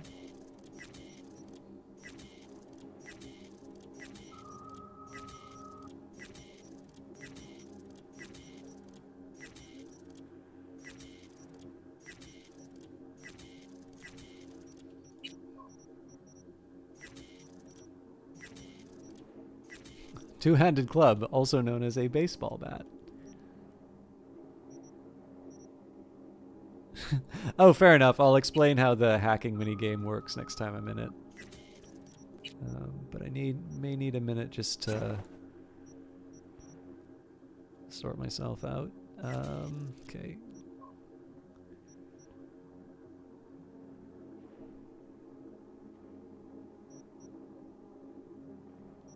I might prefer the combat turtleneck, but this definitely has the most in terms of bonuses. I'm really looking to get rid of these stupid overalls. Or jumpsuit as it says here, but again, we go with my rule for this. So there is the option to to make your outfit look different, but my big thing for games like this has always been that, like, if I want to max on stats and it makes me look stupid, then I'm gonna have to live with being, like, looking stupid. I feel... I don't mean to ask, so it's more... Oh yeah, no, that's fine. I mean, I guess the big thing here is that I like explaining stuff, so being able to explain why I'm doing things in the game is, to me at least, content creation. So I actually don't mind. I mean, if it becomes grating that I explain everything, then obviously I don't want to, I don't want to be an annoyance in that way. Because obviously, like, for me, if I ask a rhetorical question and then I have like 5 people in chat telling me something very obvious, that can be really off-putting. It's something that I definitely struggle with in terms of streaming, and I assume that there's probably a reverse version of that for for viewers, where if people are, again, asking something rhetorically and instead they, they're met with an earnest answer, particularly one that has sort of the implication that maybe they didn't know what they were talking about, that you know, I can appreciate that can sometimes cause some troubles. But yeah, for my part, I don't mind lots of questions because being able to talk is kind of my thing.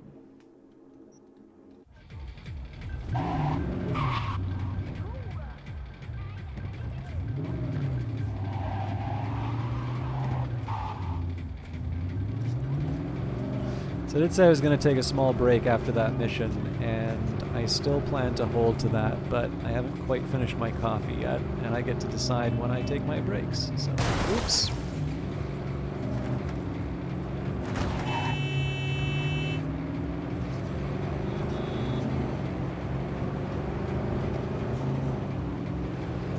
Yeah, I mean, the other thing too, one thing I do like about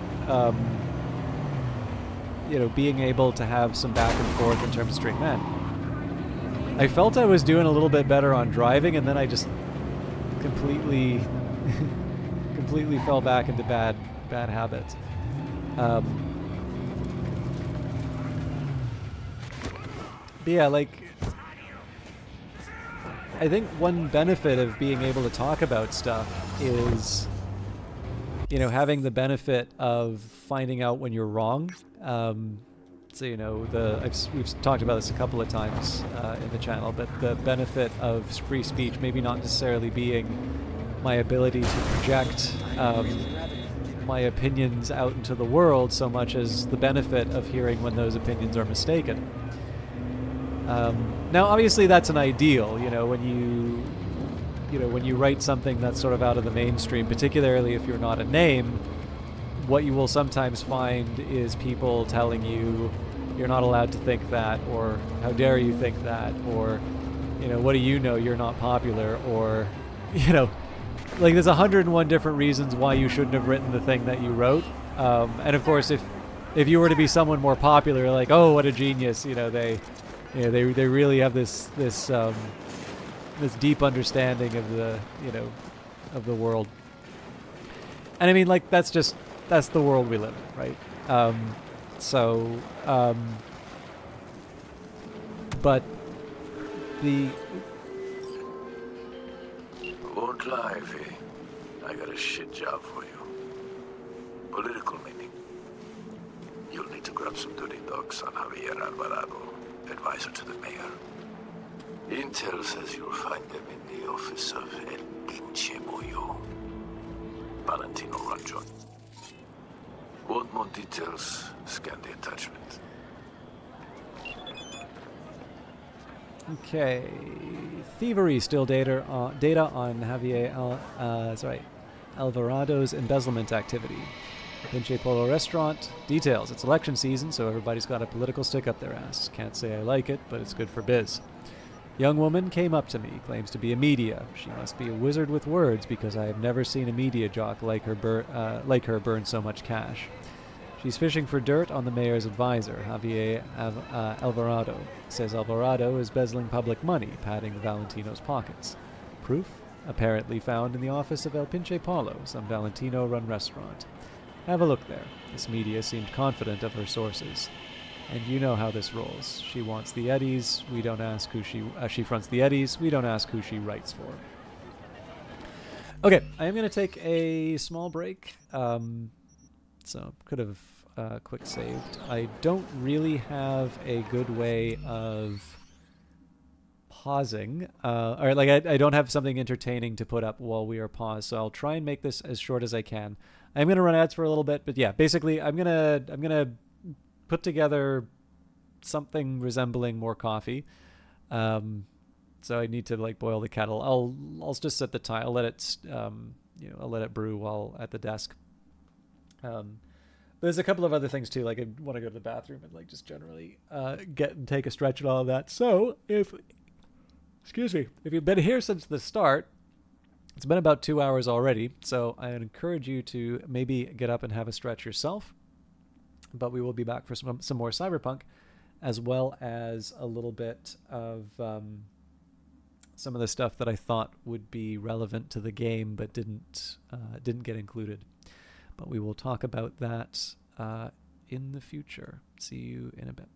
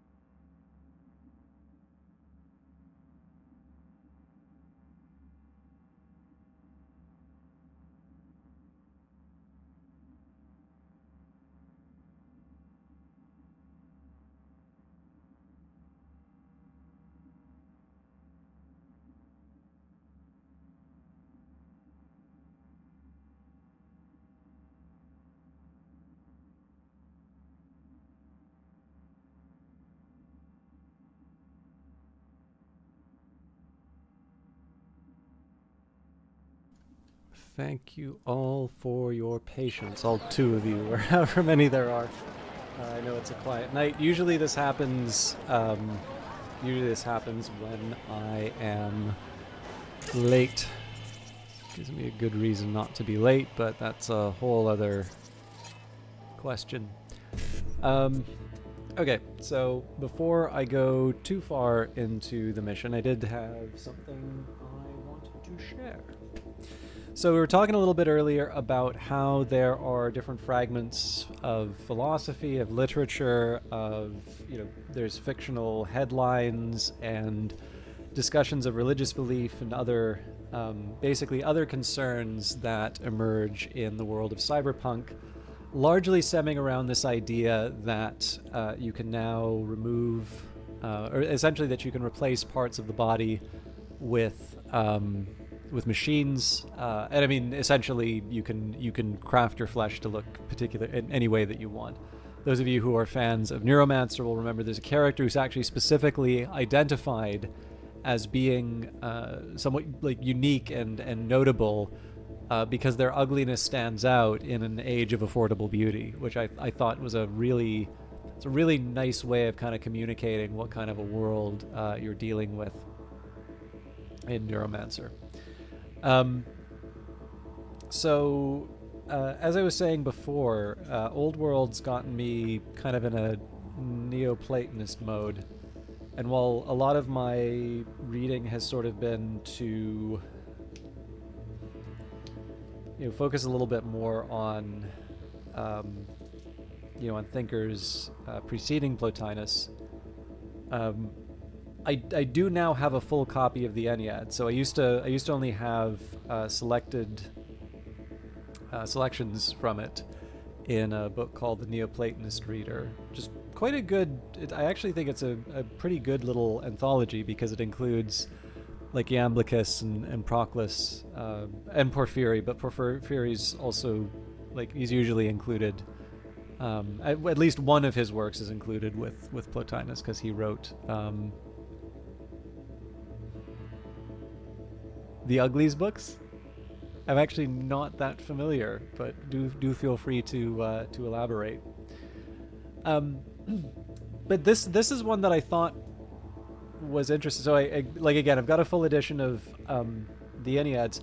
Now this book itself actually has an interesting story. I will only offer a couple of details here. One, I had ordered the new edition, which is edited by Lloyd Gerson, and it's sort of like the first major, translation of the Enneads in. I can't even remember. It's got to be getting close to a century, at least in English. I don't know about other languages, and it's sort of intended to be like this sort of scholarly work, right? If you're going to do work on the Neoplatonists and you don't want to be reading it in the original, like this is the sort of thing that you would refer to. So I tend to like buying used books. It's a nice affordable way to get the things that you're interested in. It's quite expensive if you order it off of the Cambridge website, at least in hardcover. The softcover's a bit more reasonable. But anyways, I saw a fairly attractive price, so I picked it up. And then when it arrived, it is this very old. It's actually older than ISBN numbers, so I did need to sort of do a little bit of work to try and communicate to the bookseller that this was not what was advertised, but they were very decent about it. But yeah, in any case. I wound up getting what was, instead of a brand new translation of Plotinus, I in fact got a very, very old translation of the Enneads. And, but what's interesting is this book has a huge history on its own. Like how it came to go about. This thing actually was partly responsible for renewed interest in Plotinus. When it came out, and I believe figures like William Butler Yeats actually referred to it and sort of got a lot out of it. And the translator in particular is an interesting figure. So it's one of these weird cases where this was an error, and actually the kind of thing that really annoys me, because there's a strong tendency for used booksellers to try and pull a fast one by advertising one thing and then quote-unquote accidentally sending another, and just sort of, you know, there are varying policies in terms of how you can make sure that you get compensated for the wrong thing. But like the other thing is that if you have to pay for shipping to send it back to them, then, you know, they're kind of banking on people not wanting to spend the time to do that sort of thing. This one seems like an honest mistake, at least the way that they treated it. But as it turns out, the more I sort of read this thing and found out a little bit of the history behind how it came to be, you know, I still wouldn't have bought it because it's available in the... It's old enough now that it's in the public domain. But I am not entirely unhappy in, you know, that I got it now for the simple fact that I may not have learned of it otherwise. So in any case, that has nothing to do with what I'm about to read here. This is the 9th tractate in the first Ennead. So the name of the book is the Enneads. It is one of Plotinus's students, Porphyry, collecting Plotinus's writings and dividing them into groups of 9. So I think there's like 54 in total, so that would mean like 6 Enneads. But yeah, so that's just, it's the 9. So 9th tractate, 9th essay inside of these collections of 9. And what I'm going to do is I'm going to read the title that is given in translation here and the work. I'll maybe ask a question about it, and then I'll unpack a little bit about what's going on, because I want to see whether or not what it's talking about comes across from a first reading, and then I'll talk about its relevance, or what I think the relevance is to Cyberpunk. So this is the 9th tractate in the first collection of Enneads in the Enneads. The reasoned dismissal. You will not dismiss your soul, lest it go forth taking something with it. This is in quotations. Your dismissal will ensure that it must go forth taking something corporeal with it, and its going forth is to some new place. The soul will wait for the body to be completely severed from it. Then it makes no departure, it simply finds itself free. But how does the body come to be separated? The separation takes place when nothing of the soul remains bound up with it. The harmony within the body, by virtue of which the soul was retained, is broken, and it can no longer hold its guest. But when a man contrives the dissolution of the body, it is he that has used violence and torn himself away, not the body that has let the soul slip from it. And in loosening the bond, he has not been without passion. There has been a revolt of grief or anger, movements which it is unlawful to indulge. But if the man feel himself to be losing his reason? That is not likely in the proficient, but if it should occur, it must be classed with the inevitable, to be welcome at the bidding of the fact, though not for its own sake. To call upon drugs to the release of the soul seems a strange way of assisting its purposes. And if there be a period allotted to all by fate, to anticipate the hour could not be a happy act, unless, as we have indicated, under stern necessity. If everyone is to hold in the other world a standing determined by the state in which he quitted this, there must be no withdrawal as long as there is any hope of progress. And that's the entire tractate. So I'm gonna do the quick hack. I'll do the explanation of the quick hack in the next one that I do. But for those of you that are here, that's not. The phrasing is a bit old-fashioned, and it may not be entirely clear what that essay is about. So what I'm curious about is if anybody would like to volunteer what they think that is, like, what is it talking about? What exactly is that essay about? What is it trying to communicate?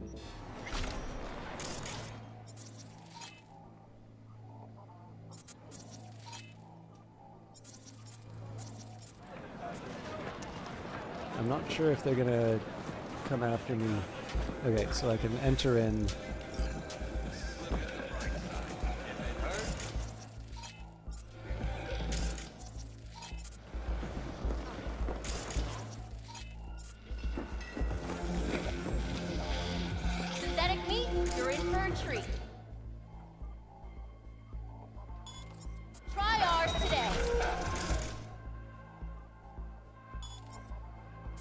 Hello, Captain Zergay.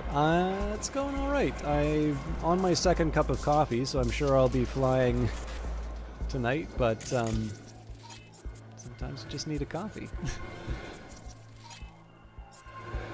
How are you doing? I'm going to try system reset on this fella just because I don't think anybody's going to see it.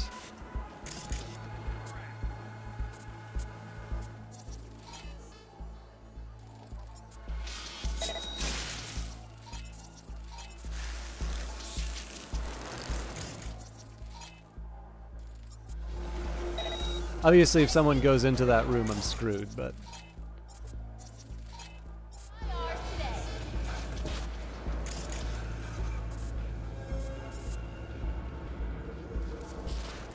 I think you'd have to link you the... Yeah, this is one of the drawbacks of how I approach this, is reading this aloud. So...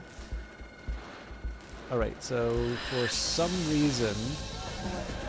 Now, where you ugly, scared little cunt hide?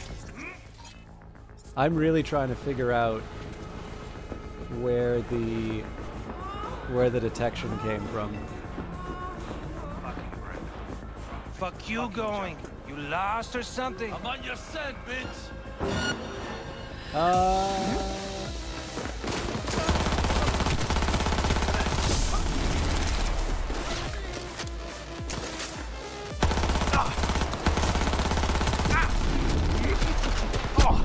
All right. I don't recall seeing a "don't go here" sign.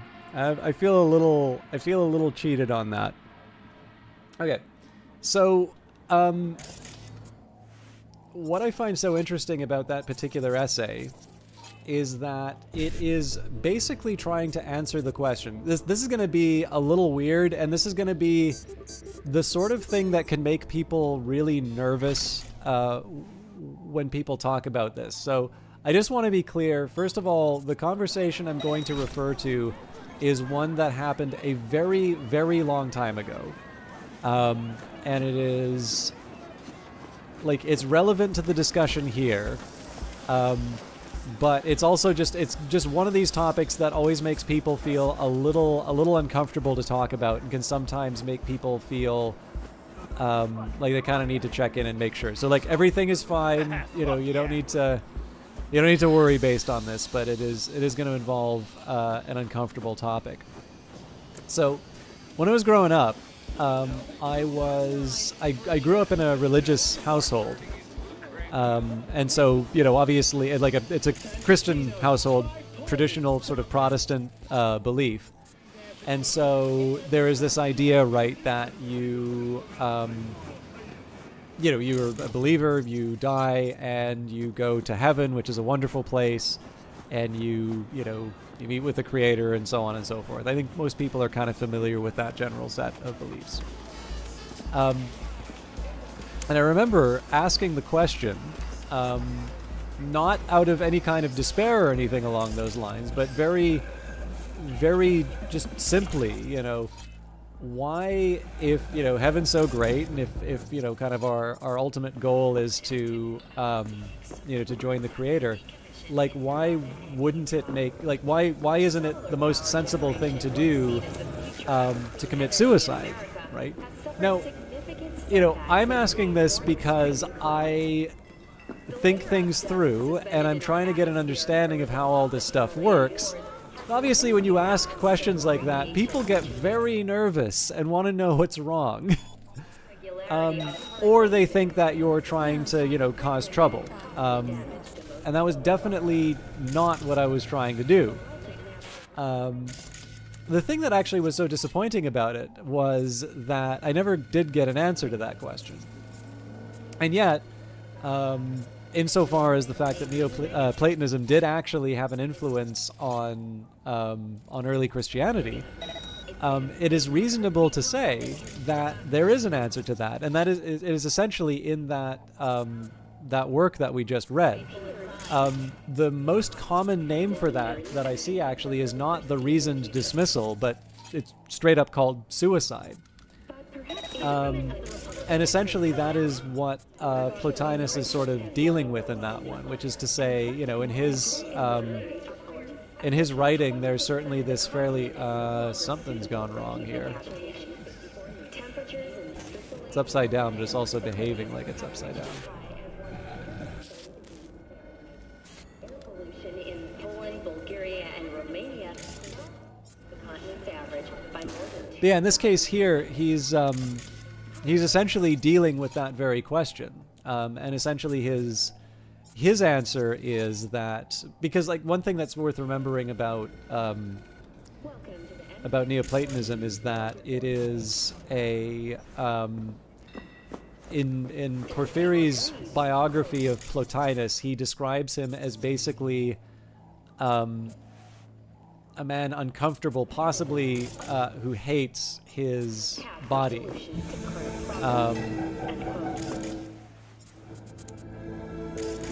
And so you can kind of imagine this this philosophy, this way of thinking that does not consider, it does not hold the material in very high regard. And so again, if you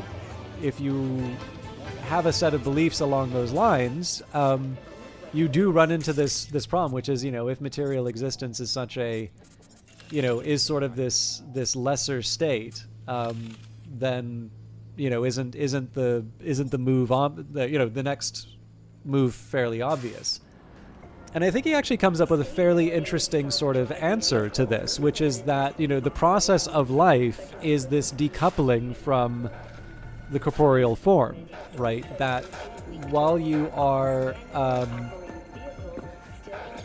while you're here, you know, there's a set of things that you want to be focused on. There's a set of things that you want to, you know, that you kind of want to hold on to, and that you want to make a priority. And that essentially trying to hack the system, like trying to do it early, is a great mistake. And in fact, it's failing to do the thing that, you know, life should be about, which is essentially this this process of slowly releasing the soul from its from the body. So there's the difference between sort of the process of New episodes every Wednesday. the difference is, like, you can have this natural process in which the soul separates from the body, and this is a natural thing, and this is kind of the ultimate goal, let's say. Or you can have this very violent act, which again, one that's sort of done out of passion, or, you know, or any number of these reasons, and that is ultimately inconsistent with the purpose of life and the sort of life that you should be following. And so in this case here, you can stay consistent with the belief set while also not leading to sort of one of these, you know, what seems like an obvious conclusion, which is, you know, well, why not just use the cheat code to get to the last level? So I thought that was a fairly interesting little essay. So the next question you might ask is, like, what does this have to do with cyberpunk? And to one extent, nothing. This, so far as I can tell, this does not appear in any of the shards. And yet, when you think of it, this actually has quite a bit of relevance when it comes to the setting. Again, you have different religious beliefs talking about whether or not it's appropriate to, to modify your body or not. In the case of the Buddhist characters, you've got this idea. So they seem to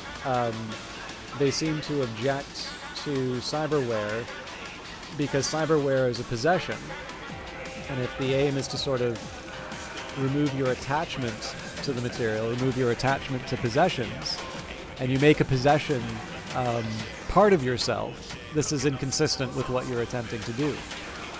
So I actually don't have, so it's like, what is the Plotinian response to cyberware? I don't have an answer for that. I mean, again, if you think of the closing lines of this, if everyone is to hold in the other world a standing determined by the state in which he quitted this, there must be no withdrawal as long as there's any hope of progress. So this actually covers a lot of different things. So like it's not unnatural to try and prolong your life with medicine.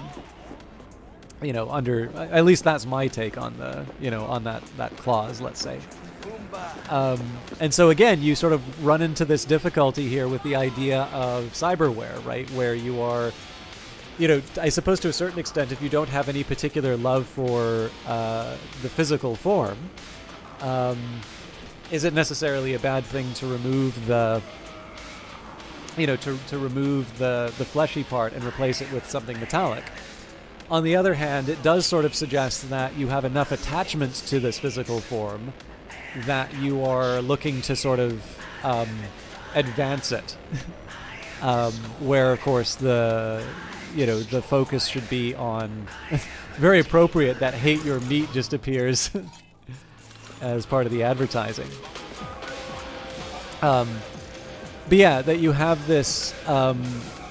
There may not necessarily. I would imagine that kind of the Neoplatonist response to cyberware would maybe be, there's nothing inherently wrong with the cyberware itself, but that there is a concern with the mental, like the thought process behind why someone would want to modify themselves, because again, it communicates an attachment to, and it communicates attachment to the wrong thing, basically. And again, I mean, I'm dealing with this inside of a fictional setting, but this is why I think some of those fragments, again, whether it's Homer, whether it's philosophy, whether it's religion, I think that the inclusion of some of these fragments are really interesting in this game because they do promote a lot of different perspectives in terms of what this world is dealing with. And, again, like, cyberpunk stuff is, I don't know if I probably shouldn't say it's an easy sell, but like Neon and Rain and Chrome, like it's definitely a thing. It's like Lovecraft, right? It's something that gamers are always going to say that they're interested in. And yet being able to examine these themes sort of through this prism of all of these different ideas, these arguments, whether they're philosophical or they're people writing letters to each other and revealing what they're worried about, I think it definitely adds another layer to this, which it probably isn't. I don't think this game probably gets enough credit for that. Fuck you going? You lost or something? I know you from somewhere. Hold on. Weren't you a friend of Jackie's? I saw you at his funeral. You knew Wells? We were tight, him and me. Jackie fucking Wells! Way was like a brother to us. Mourned him once when he left the Valentinos. Second time when he... Come on, let's get a drink. To Jackie. So, that's obviously where I messed up.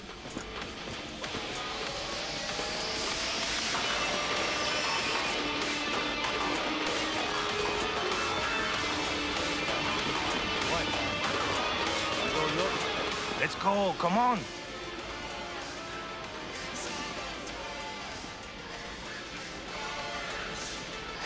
To Jackie. Give him hell up there, brother. One more. Let's go. Arriba, abajo, al centro, pa' dentro.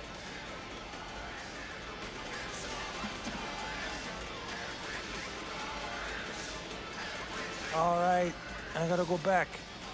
Chill here if you like. But don't do nothing stupid, mano. You pull some gunk shit, not even Jackie will save you. Anyway, sorry if that digression wasn't sufficiently interesting, but I thought it was an interesting angle on the setting. The idea of replacing a lost limb from an accident with a stronger artificial limb sounds logical, but cutting a fully functional limb off just sounds wrong to me. Yeah, that's actually also covered in the setting. Actually, I believe there's a specific mention of. I think there's a specific mention of the idea of medically necessary implants versus, I guess, for lack of a better term, recreational. I'm curious if I could just slide in.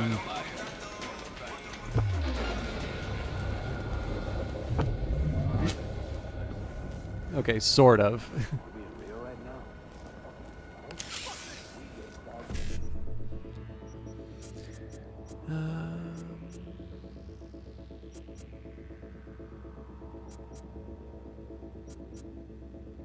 Oh, it just occurred to me why the why everybody got freaked out by me taking out the guy by the window. It's because I didn't turn off the camera.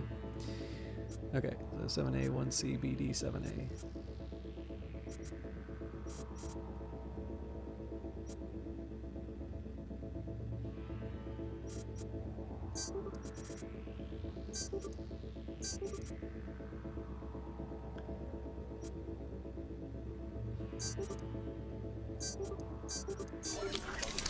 Oh yeah, sorry, I said I was going to explain the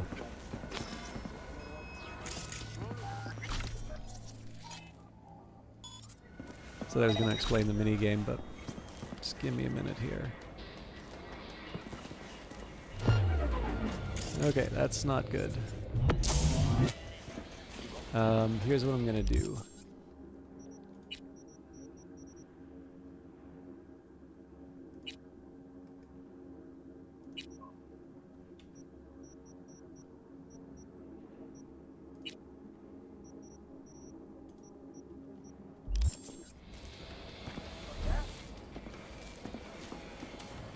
Fucking Ludi! So? Fuck yeah!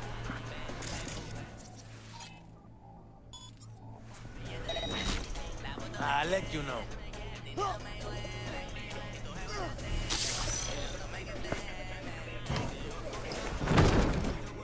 Alright, have a good one, Bredas. Thank you very much for stopping by.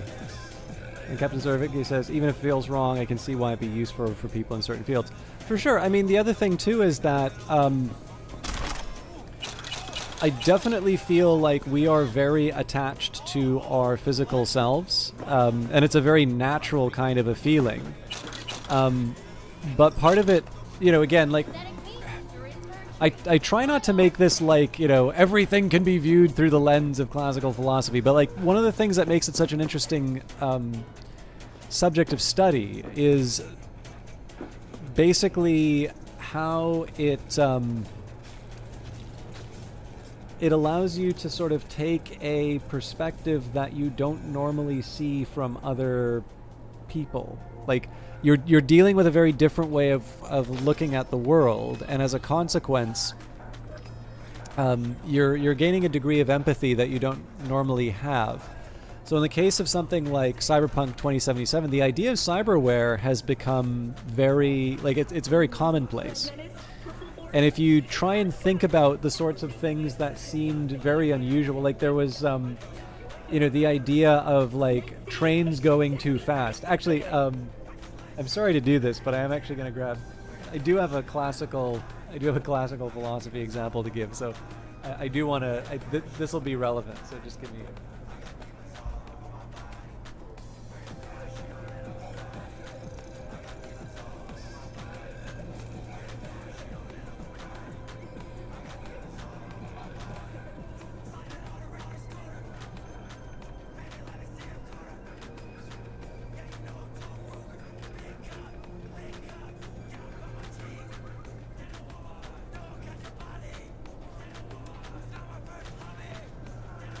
This is a collected work, so I'm looking at, so I first got to find the passage. Synthetic meat, you're in for a treat. Try ours today.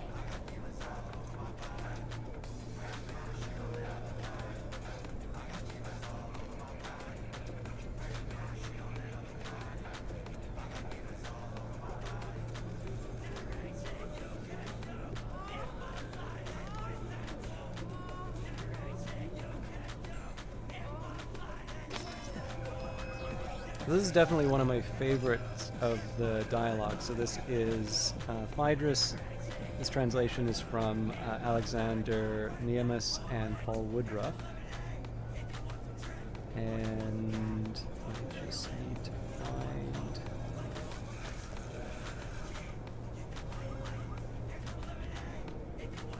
I need to find the bit.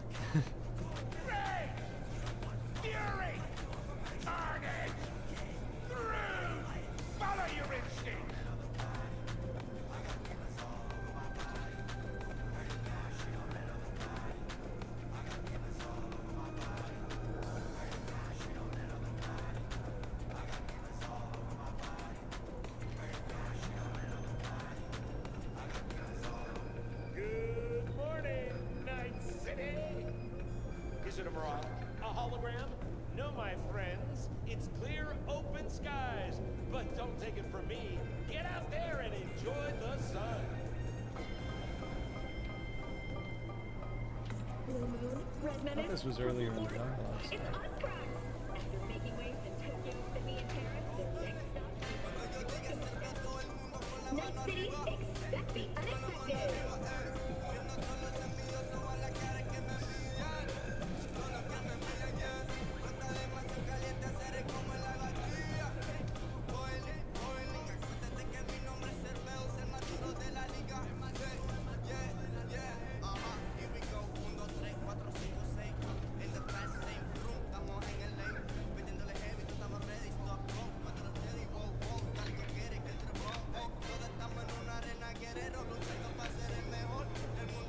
I will look it up online if it's a little any further, but I wanted to at least see if I can find it inside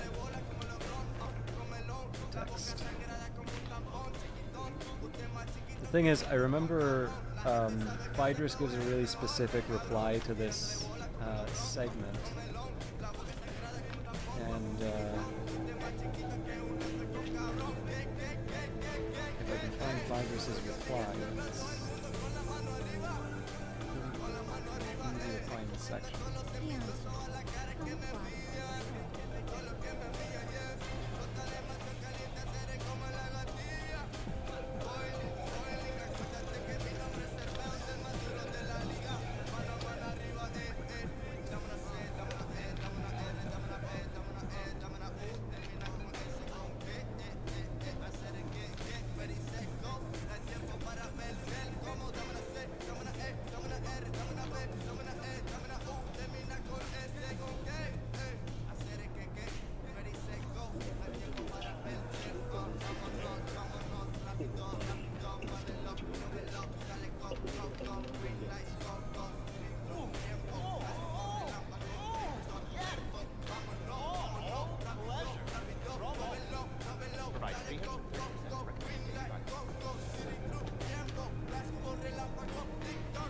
Okay, this is taking a little too long, so just give me a quick second to search for this.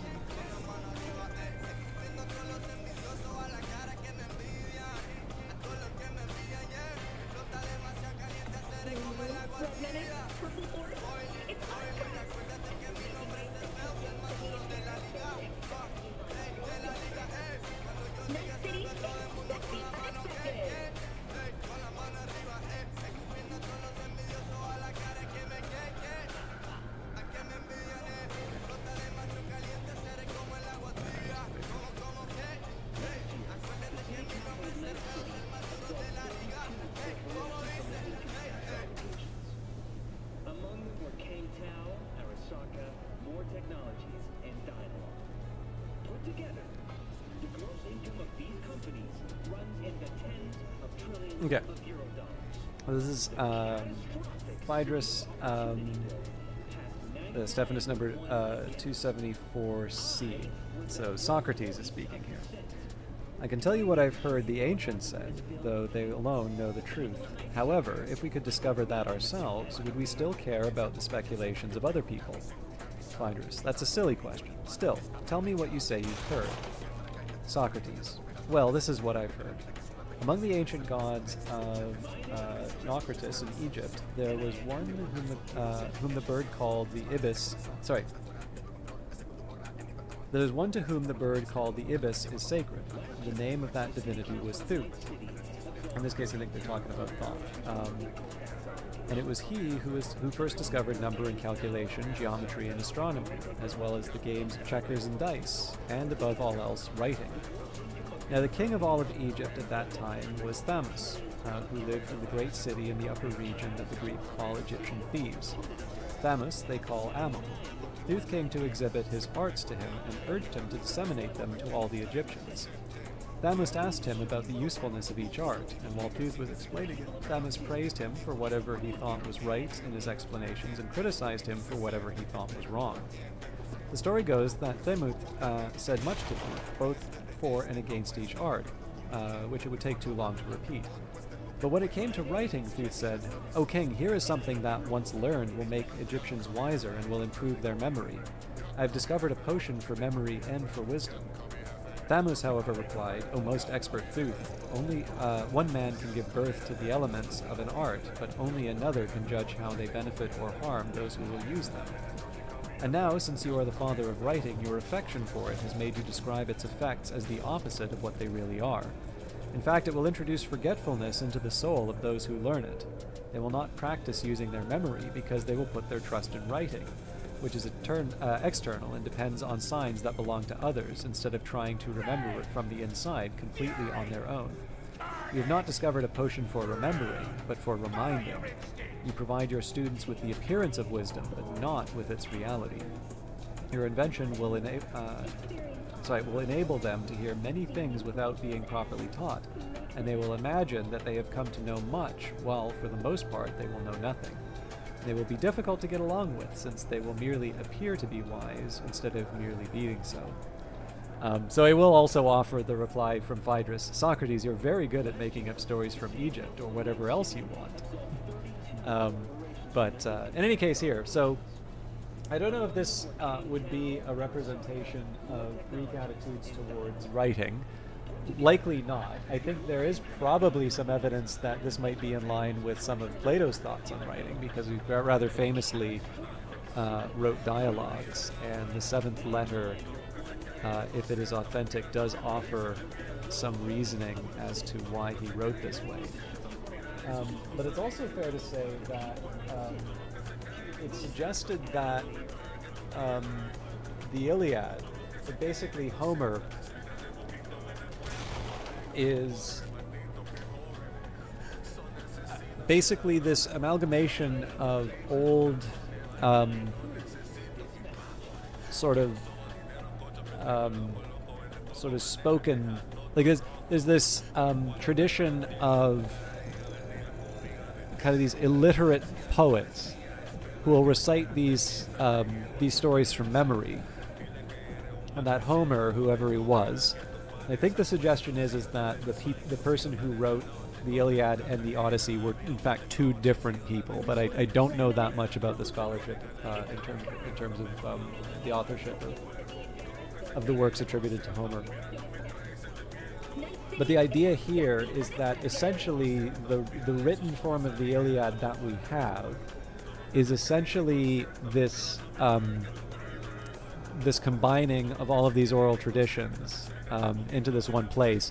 And that particular suggestion accounts for the kind of contradictions that are present inside of the present inside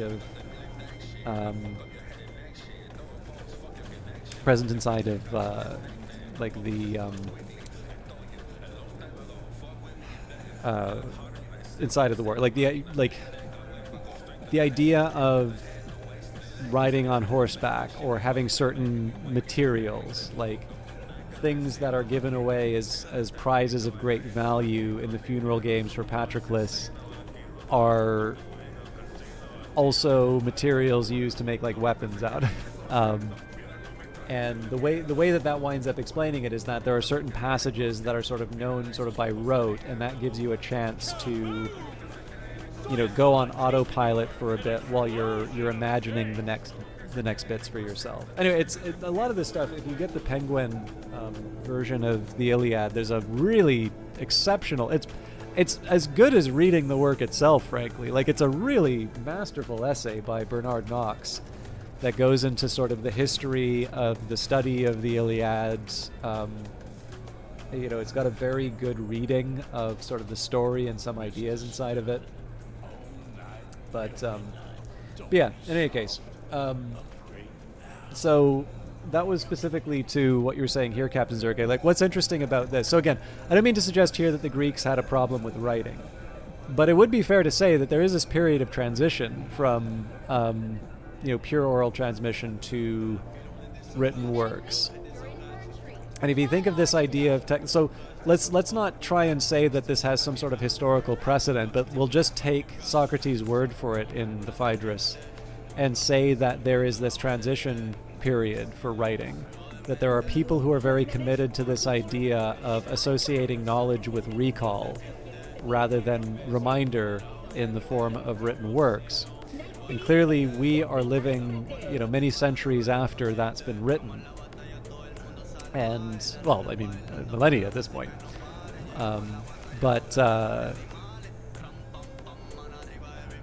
You know, that process of, you know, finding it very cute to say, oh, you think writing's going to make you forgetful? Just wait until Wikipedia comes, right? Like, and in fact, like, you don't even need to bring this all the way back to Plato. There's the Nicholas Carr essay for The Atlantic, Is Google Making Us Stupid? And he expanded that into a book called The Shallows. And he actually specifically refers to the Phaedrus in it, understanding the context in which he is writing these things and sort of this resistance to new technology. And so a little bit of what you're talking about in terms of what feels wrong, like this is why I like the fragments inside the game that specifically deal with this idea of these bodily modifications and what this is doing to people's thoughts. Because there's the one thing in terms of like how you and I feel squeamish about this idea of cybernetic implants. But what I think is equally interesting here is that a lot of what Cyberpunk is dealing with is the overall change to society as a result of this technology. That it's something that's taken for granted, this idea that cyberware is a reality and a very common thing.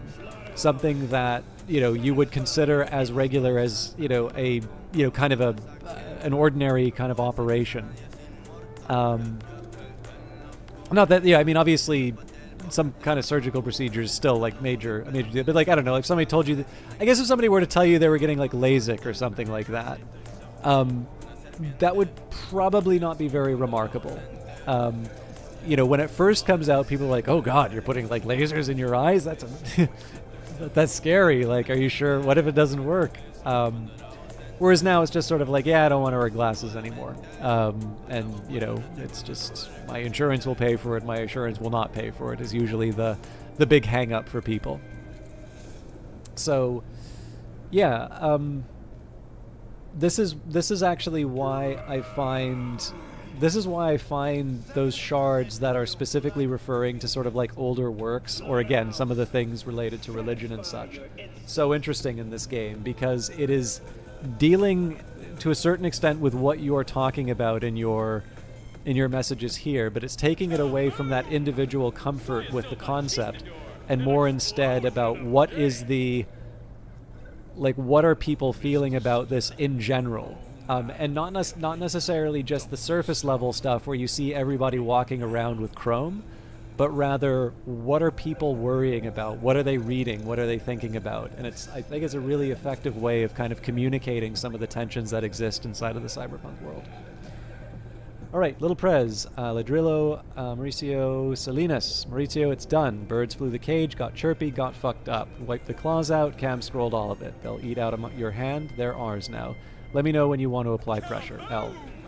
Neighborhood support from Javier Alivardo to Mauricio Salinas. Dear Senor Salinas, I look upon your business and philanthropy in the Glen with great interest. It's thanks to enterprising people such as you, the area is teeming with life and development opportunities. I'm absolutely convinced our cooperation can prosper under current conditions. Of course, in the event of any changes, regionally so to speak, we will reassess our arrangements as needed. Respectfully, Javier Alvarado. Pay or your head will explode, from Nightmare. Hey Choom, today is your unlucky day. You probably wondering who I am. I'm a voodoo boy. Probably heard of us. Remember the last time you hit the net? Yeah, me too. I hack your coprocessor and install a little surprise for you. Now you do what I say or your head goes boom. I think 1,000 Eurodollars is fair pay to keep your head. If you pay, I uninstall my surprise. If not, I blow up your head, but blow up the head of the person you love most first. And if you tell NCPD, I blow up your head twice. You have 2 days to pay, and I know you read this because I install Spycam in your optics. We read it together. It's not a negotiation, Choom, so do not reply. Just pay and you will live.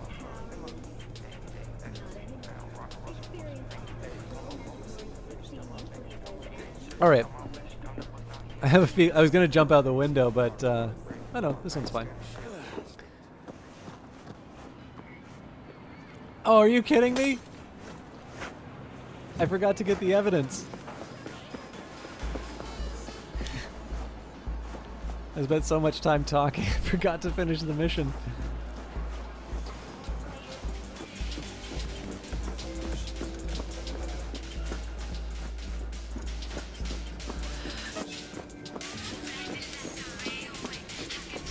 Don't mind me.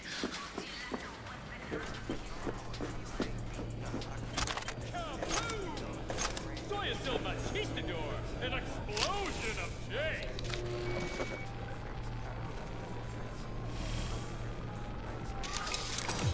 Some things never change. Gonks tick the ballot and think they're actually making a choice. Only ever been one choice in this city. Corruption. Same shit, different assholes. And every time they think this time will be different. Well, we get what we fucking deserve. I do have a question for some of you. How many here would count themselves as fans of sort of cyberpunk style stories? They have a comic series, I'm curious. All according to plan. Glad I can count on you. Contract closed. I'm kind of curious how people feel about this series if they have read it. But yeah, I first probably wanted to get a read on how much people like cyberpunk-ish stuff.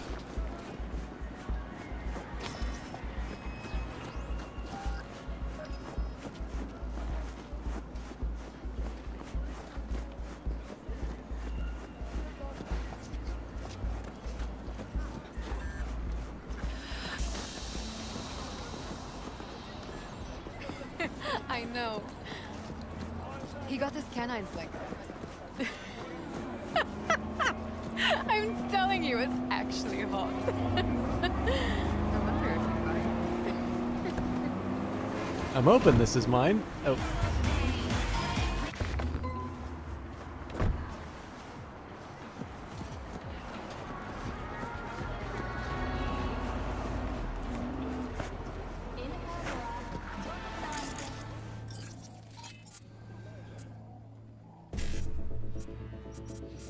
Okay, 1C, 7A, 1C.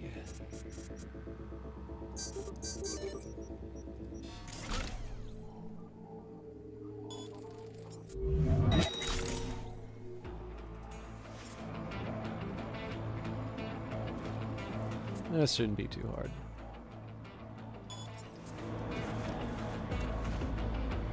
Oh, okay, I just created a problem for myself.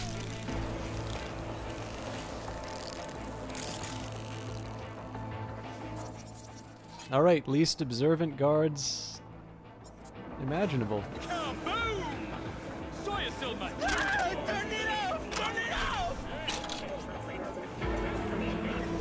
3 years I was in recon, gunk. That's more like it.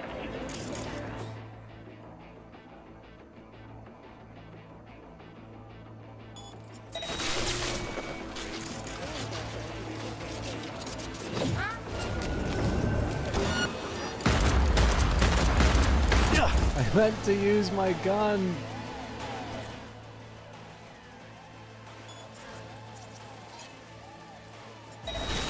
My other gun.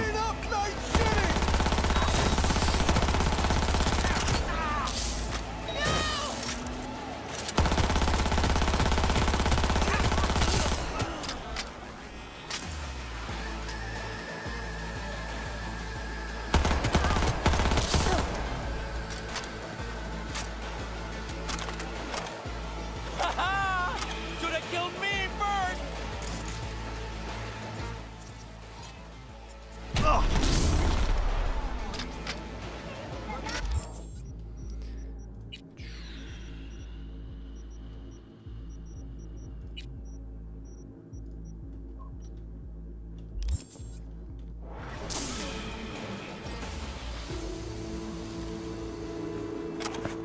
Also don't know what's causing everything to slow down, but hopefully that'll be resolved in just a little bit.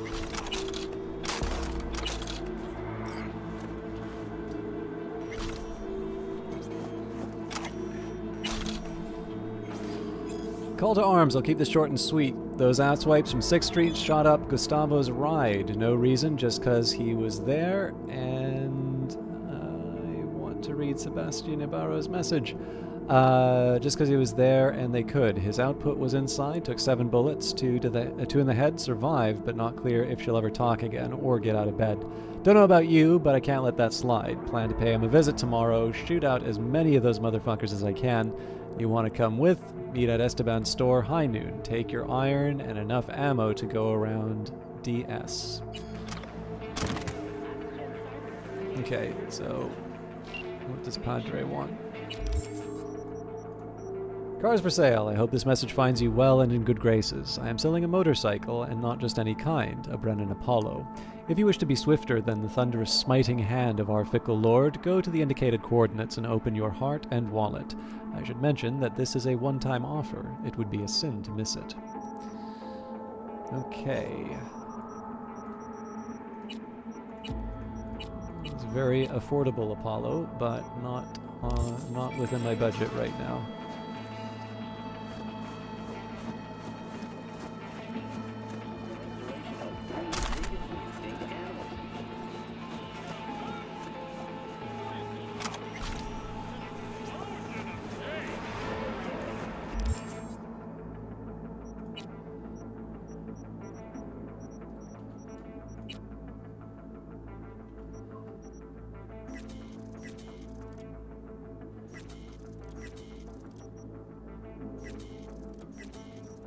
At some point I do need to get back to my apartment to unload some of the stuff.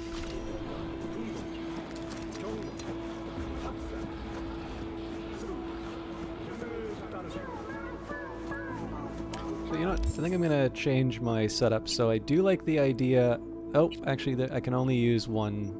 So I was thinking what I would maybe do is I'd put the healing as my X, but doesn't seem to let me do that.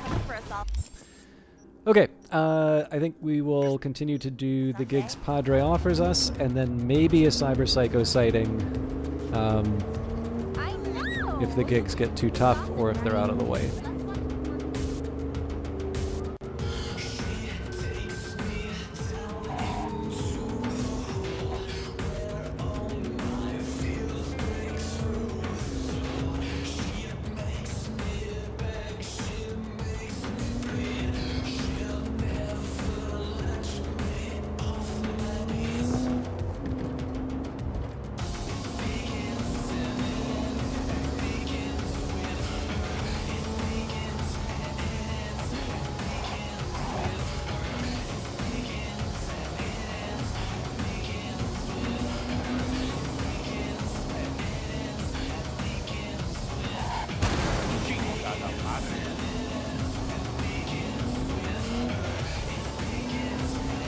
Oh, interesting. I always keep seeing the ads for Gamora, but I didn't realize it was right there. Alright. We have a gig. You need to retrieve a car. At the moment, a 6'3" car. See the attachment for more on the wheels.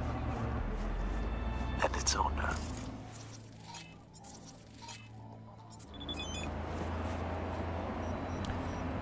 Search and recover, upload a virus, and retrieve Jake Estevez custom car, location McBride Street.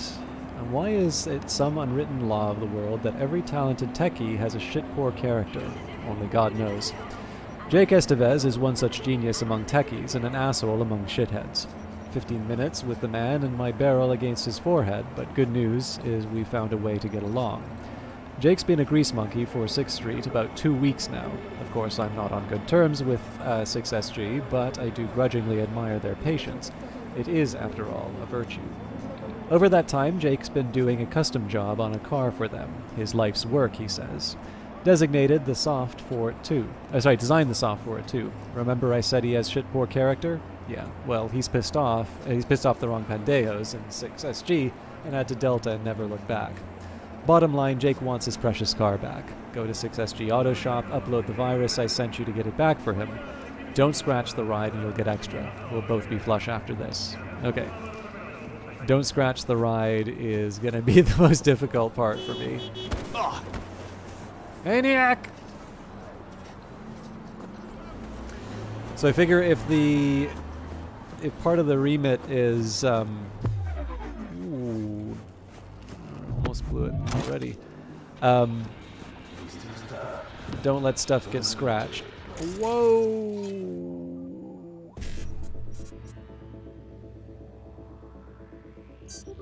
Oh crap.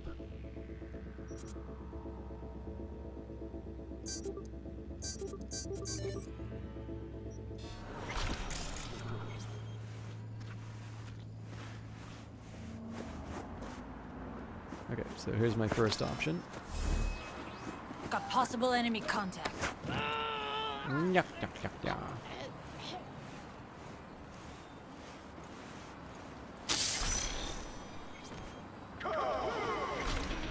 So obviously that closes off stealth for a little while for me.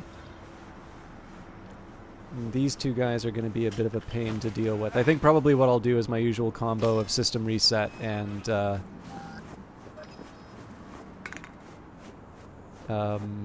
taking out the other guy while the other one...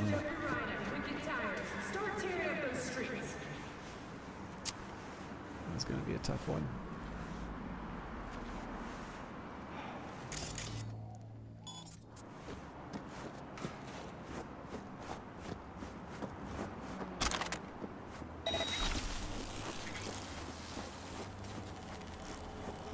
I'm uncomfortable with that, right? Because if somebody finds... That's not exactly a subtle place, so they may be looking for me pretty soon. Oh my god. Yeah, so the idea here is I want to take out all the 6th Street before moving the car out, because if I don't...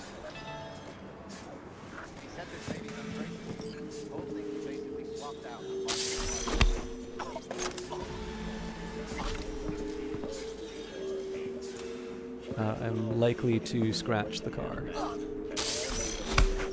and I don't know how literally they're holding me to don't damage the vehicle. Dolores, I'd never do something like that, babe. Joaquin, you know what'll happen if I find out you're lying? Jake isn't even my type, sweetie. I promise you. Who even told you this BS? Doesn't matter. XOXOXOX. Don't play with me, girl. This won't end well. Got it? Of course, babe. I love you. It's also taking out everybody will give me a chance to use these terminals.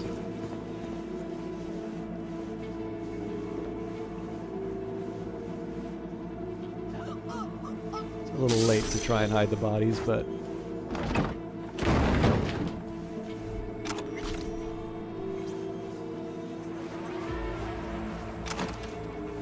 This is a good start so far, as long as I don't blow it here. He says as he almost dodges, as he dodges and almost gives the whole game away.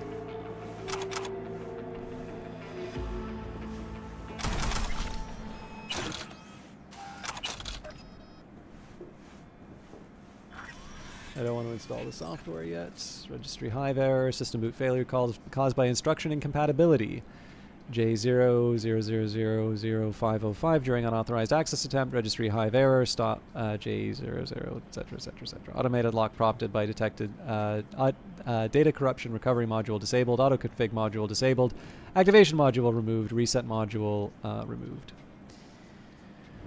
Toon Thornton, well done. Mark Sidor to Jake Estevez. Jake, man, was supposed to let you know my wheels are rolling good now. Kudos, mate. I've taken a look at the injection angle and pressure and think there might still be some room for tweaks. But I know you know your cars like no one else, and that soft you installed for the rev limiter, first rate. Seriously. Cheers, Mark.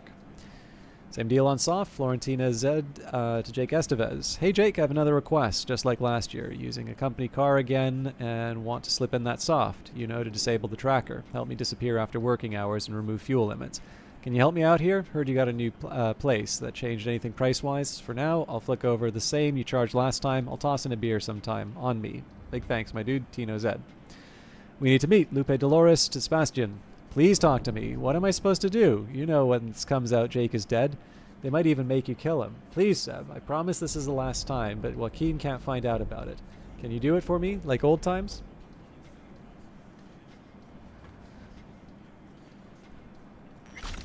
Okay. So again, I got a couple guys I need to take out before I go too far on this, but I'm going to take a minute just to look around, see if there's anything fancy I can take.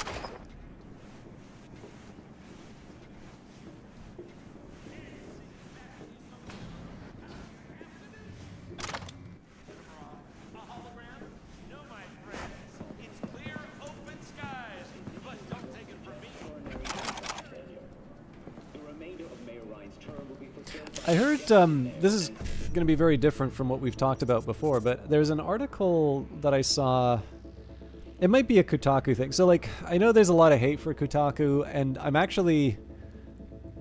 going to go so far as to say that it's not entirely unearned, although I always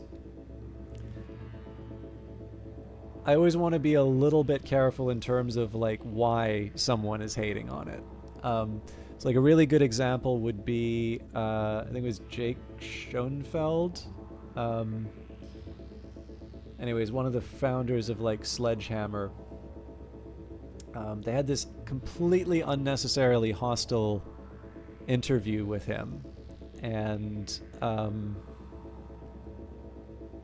or there's like some of the, I wrote an article called like, why do I care what Activision executives worked for the Bush administration?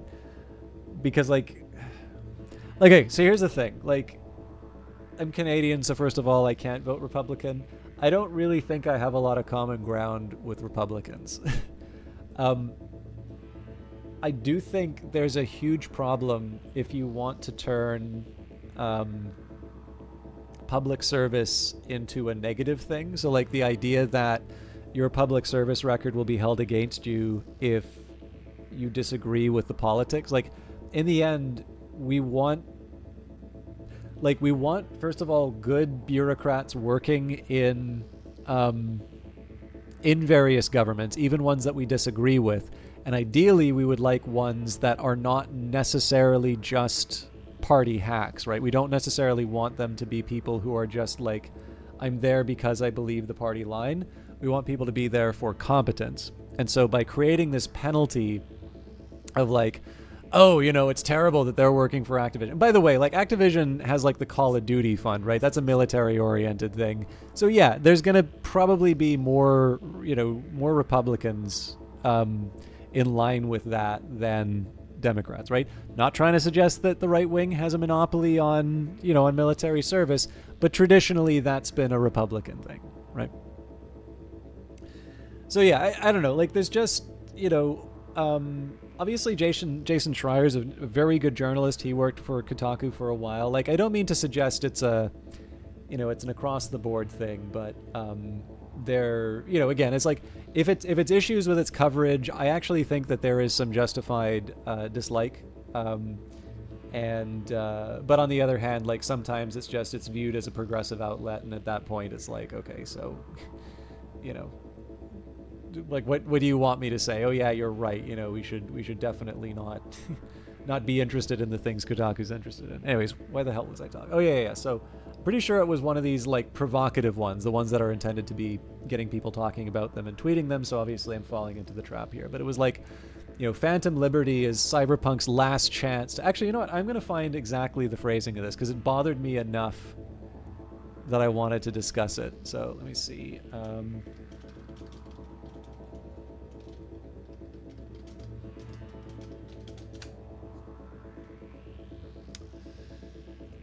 That was Polygon, so...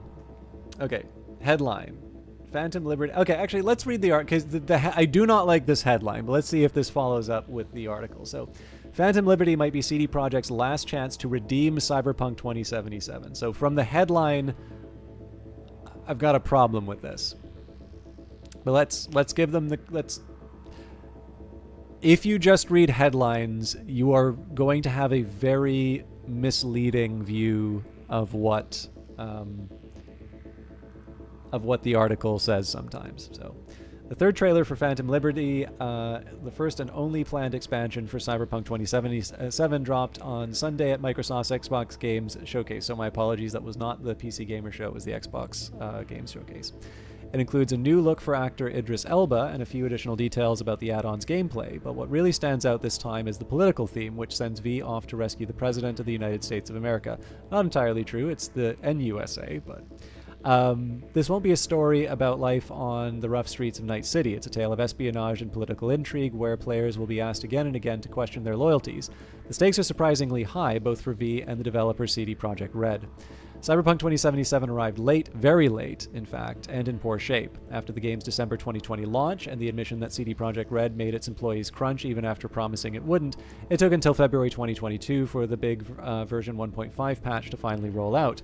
And while the cars don't launch themselves into orbit quite as often as they used to, the game's storyline is still a bit of a disappointment to die-hard fans of the deeper Cyberpunk lore.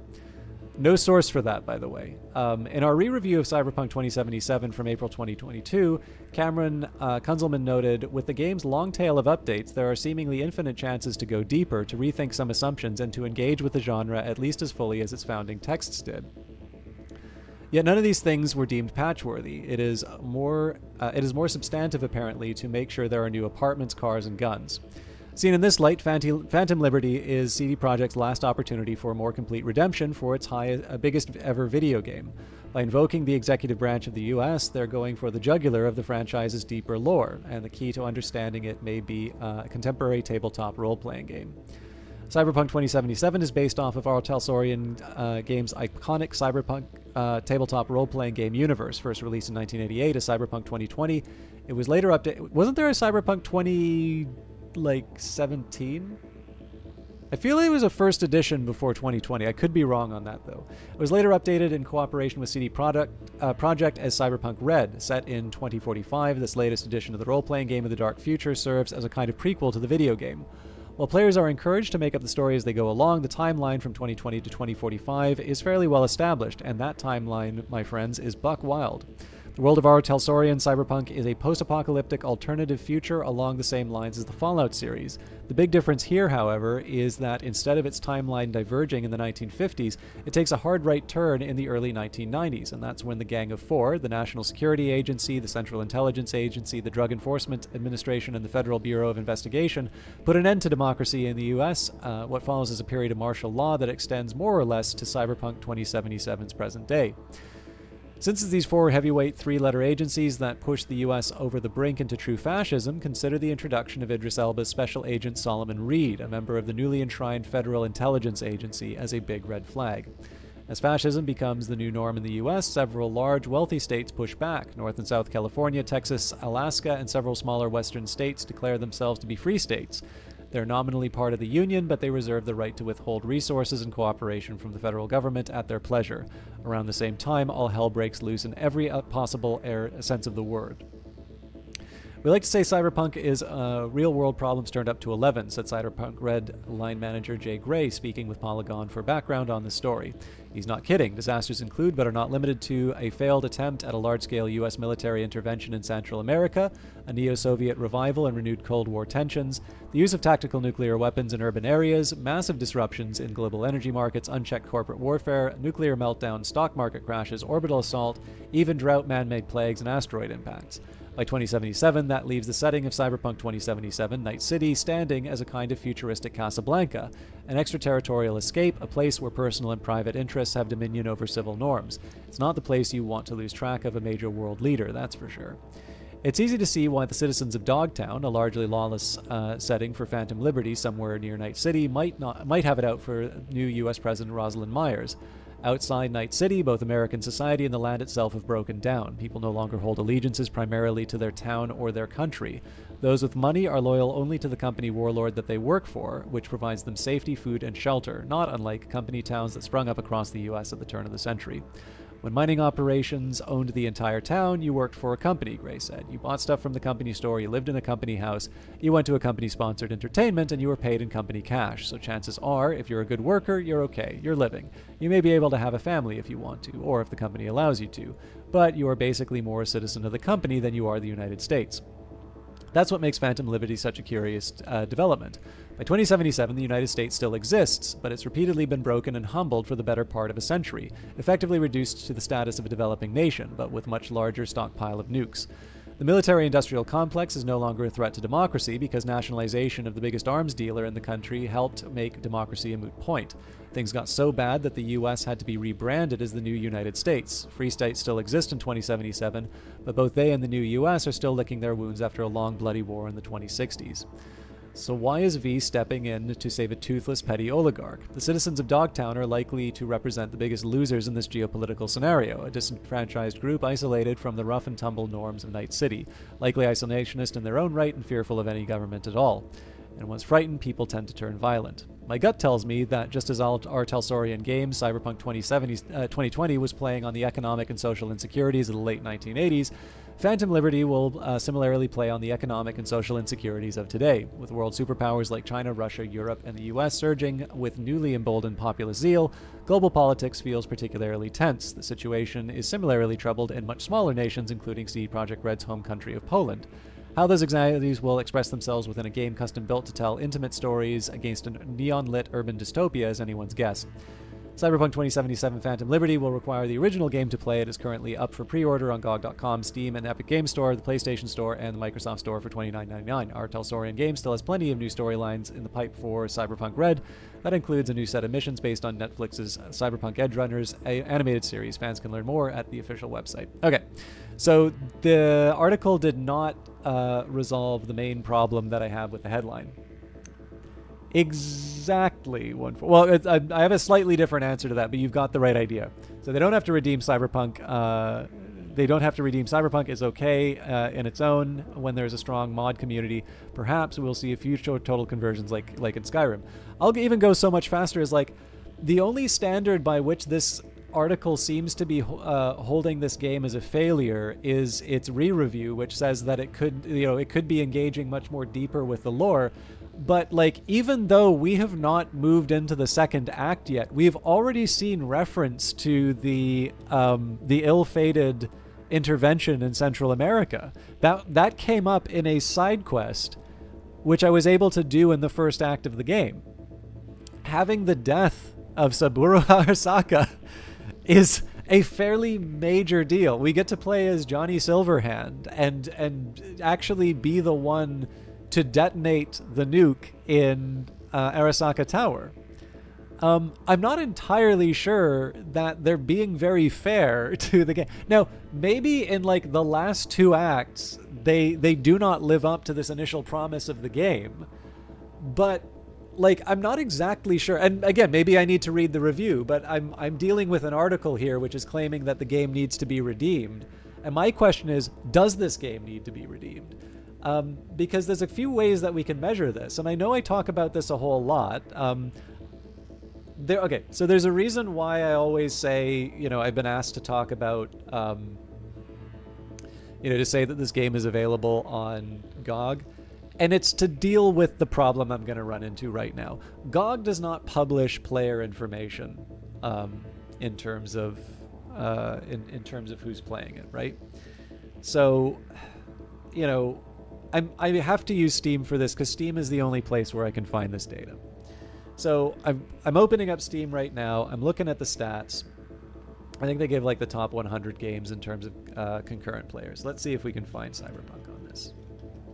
Okay, so Cyberpunk is currently at number 49, and just on Steam. So keeping in mind that this is not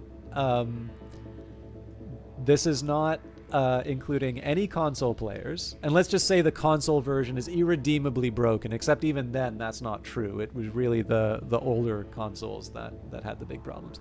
But let's just say that, universally hated on console, and we're obviously going to ignore GOG. I mean, there was a big push to buy it on GOG because, obviously you don't need to pay that 30, well, it's not 30 because it made more than $1 million, but basically it's better for CD Projekt if you buy it on GOG because they don't need to pay the platform fees.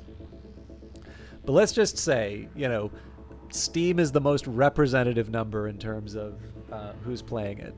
At this moment, 17,249 people playing. That is more than the number of people currently playing RimWorld. That's 50 on that list. Now there are games with more, but to give you an idea of the neighborhood that it's in, so you got RimWorld, which is known for its its kind of infinite replayability, Fallout 4, City Skylines, Stellaris, Total War Warhammer 3, like that. The Total War Warhammer series is basically like Creative Assembly's license to print money. Gary's Mod, Skyrim, like this. These are the kinds of games that Cyberpunk is sharing the neighborhood with. And I think there is a very reasonable argument to be made right now that it is probably going to be at some of its lowest. I think there's a reasonable argument to be made that it's probably at its lowest player count right now, for the simple reason that we are waiting for a major DLC to be released this year, right? I would expect that there would be a larger surge of people playing the game once the DLC comes out, and that DLC is due. I mean, it's due out in September, so we're in June. So we've got a couple of months before this thing comes out.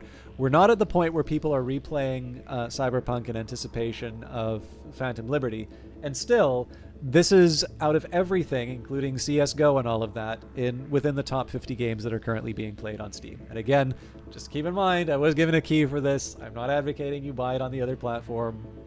They would like me to remind you that Cyberpunk is available to buy on GOG, and this is the version I am playing, the GOG version. I don't think I need to be that specific on it, but I do not want this stuff to be perceived as me trying to get around the agreement that I made when I signed it on. But it's nice to talk about. It's nice also to talk about the status of the game. Now, here are some other things we can talk about. All reviews. There's over half a million reviews for for Cyberpunk on on the Steam page. Under recent reviews, 5,500 reviews. Of the recent reviews, 83% positive. Overall, 79%. Just on the brink of very positive. So even despite the very rocky launch, even despite the fact that this game has become a byword for failure, unfairly in my view, this game holds a 79% approval for over 500,000 individual reviews. Financially successful, definitely in terms of the number of people who are, out of everything that they could be playing, are choosing to play this now. I need to be convinced that this game needs to redeem itself. Do I have a schedule for Book of Hours streams? Glummy VO4, it's, I guess when the beta opens. Normally I will do it on the Friday, but the beta is currently closed, so I'm not, if I open it, I just get a menu saying, the next phase is called this. I don't think they've said when it's out. So basically, if you follow Weather Factory either on Twitter or their blog or something like that, they'll probably say when the next phase of the beta. I believe there's going to be one more before the game releases in August. But I actually can't tell you because I don't know when the next phase is, and I'm sorry for that because I know that's something you really enjoy. I will say though that I believe there is one more video that will be coming online on YouTube tomorrow. I can double check that if you'd like, but I'm 90% sure it's tomorrow.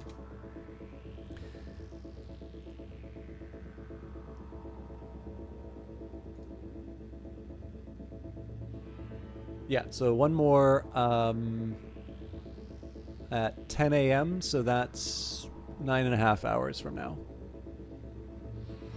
But when I know that Book of Hours will be available, it's there.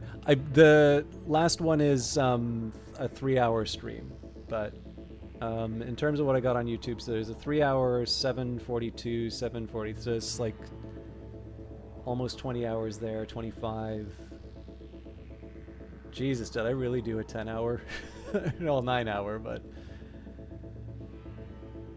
so there's about 22 hours of the Solar beta on YouTube right now. So hopefully, I know you've seen some of that, so I know not all of that's going to cover you, but hopefully the YouTube stuff will keep you and yeah, cool. Thanks.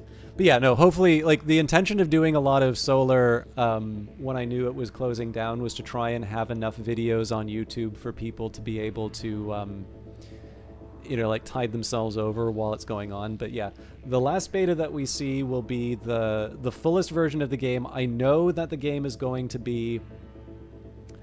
there's going to be stuff that's held back.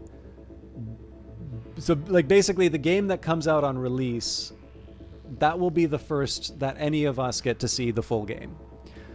But the next set of sort of beta streams that I do will be the closest that we get to the full version of Book of Hours before it is fully released. I will also say there's a couple of cool things that are coming up for Book of Hours, which I will be able to talk about a little bit closer to August, but I think there are a couple of things that a few of you are going to be very happy with.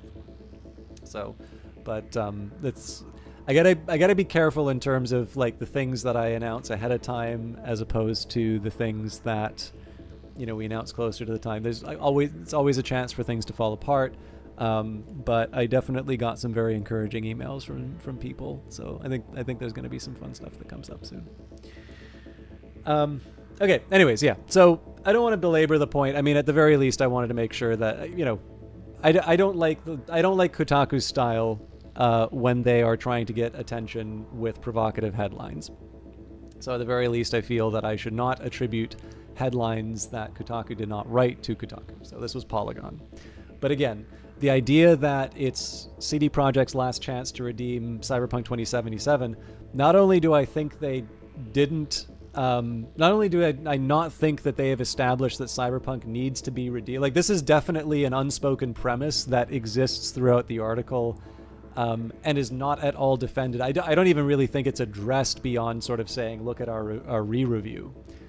But furthermore, over half of the article is not actually answering this question of redemption.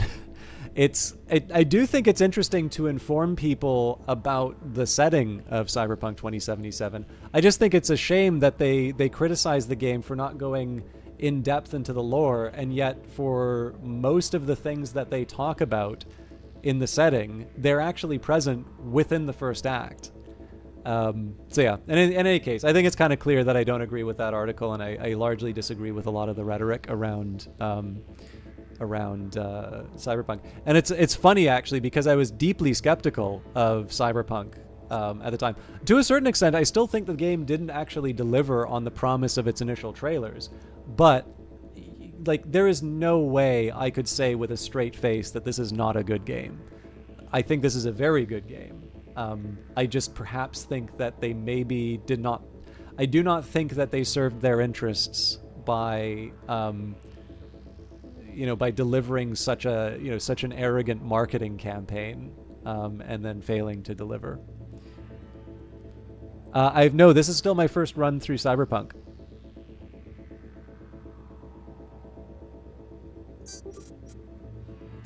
I'm sure you've noticed that my problem is I talk too much, so I make very little progress in the main game. On the other hand, like, I don't necessarily think... I think there are worse things you can do than engage with the ideas of the game, right? I do feel a little bad that so much of my time is spent talking about the kind of the conversation around the game as opposed to the ideas present in the game, but I do think that there is some value in discussing that as well. And it's also not, like, it's not completely irrelevant, because I think so much of the disappointment expressed is sort of related to its ability to address the themes. And in this case, I actually think the game has done much better than I was expecting it to. So again, right, like, I have my gripes, but I think it's important to be fair, because in the end, if it just winds up being, you know, I'm mad that CD Projekt did this thing, like what are we really accomplishing with sort of bad faith criticism, right? Either we're serious about discussing these things or we're not. And I sort of feel like, okay.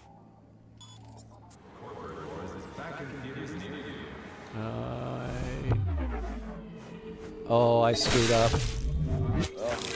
Why I gotta be so different?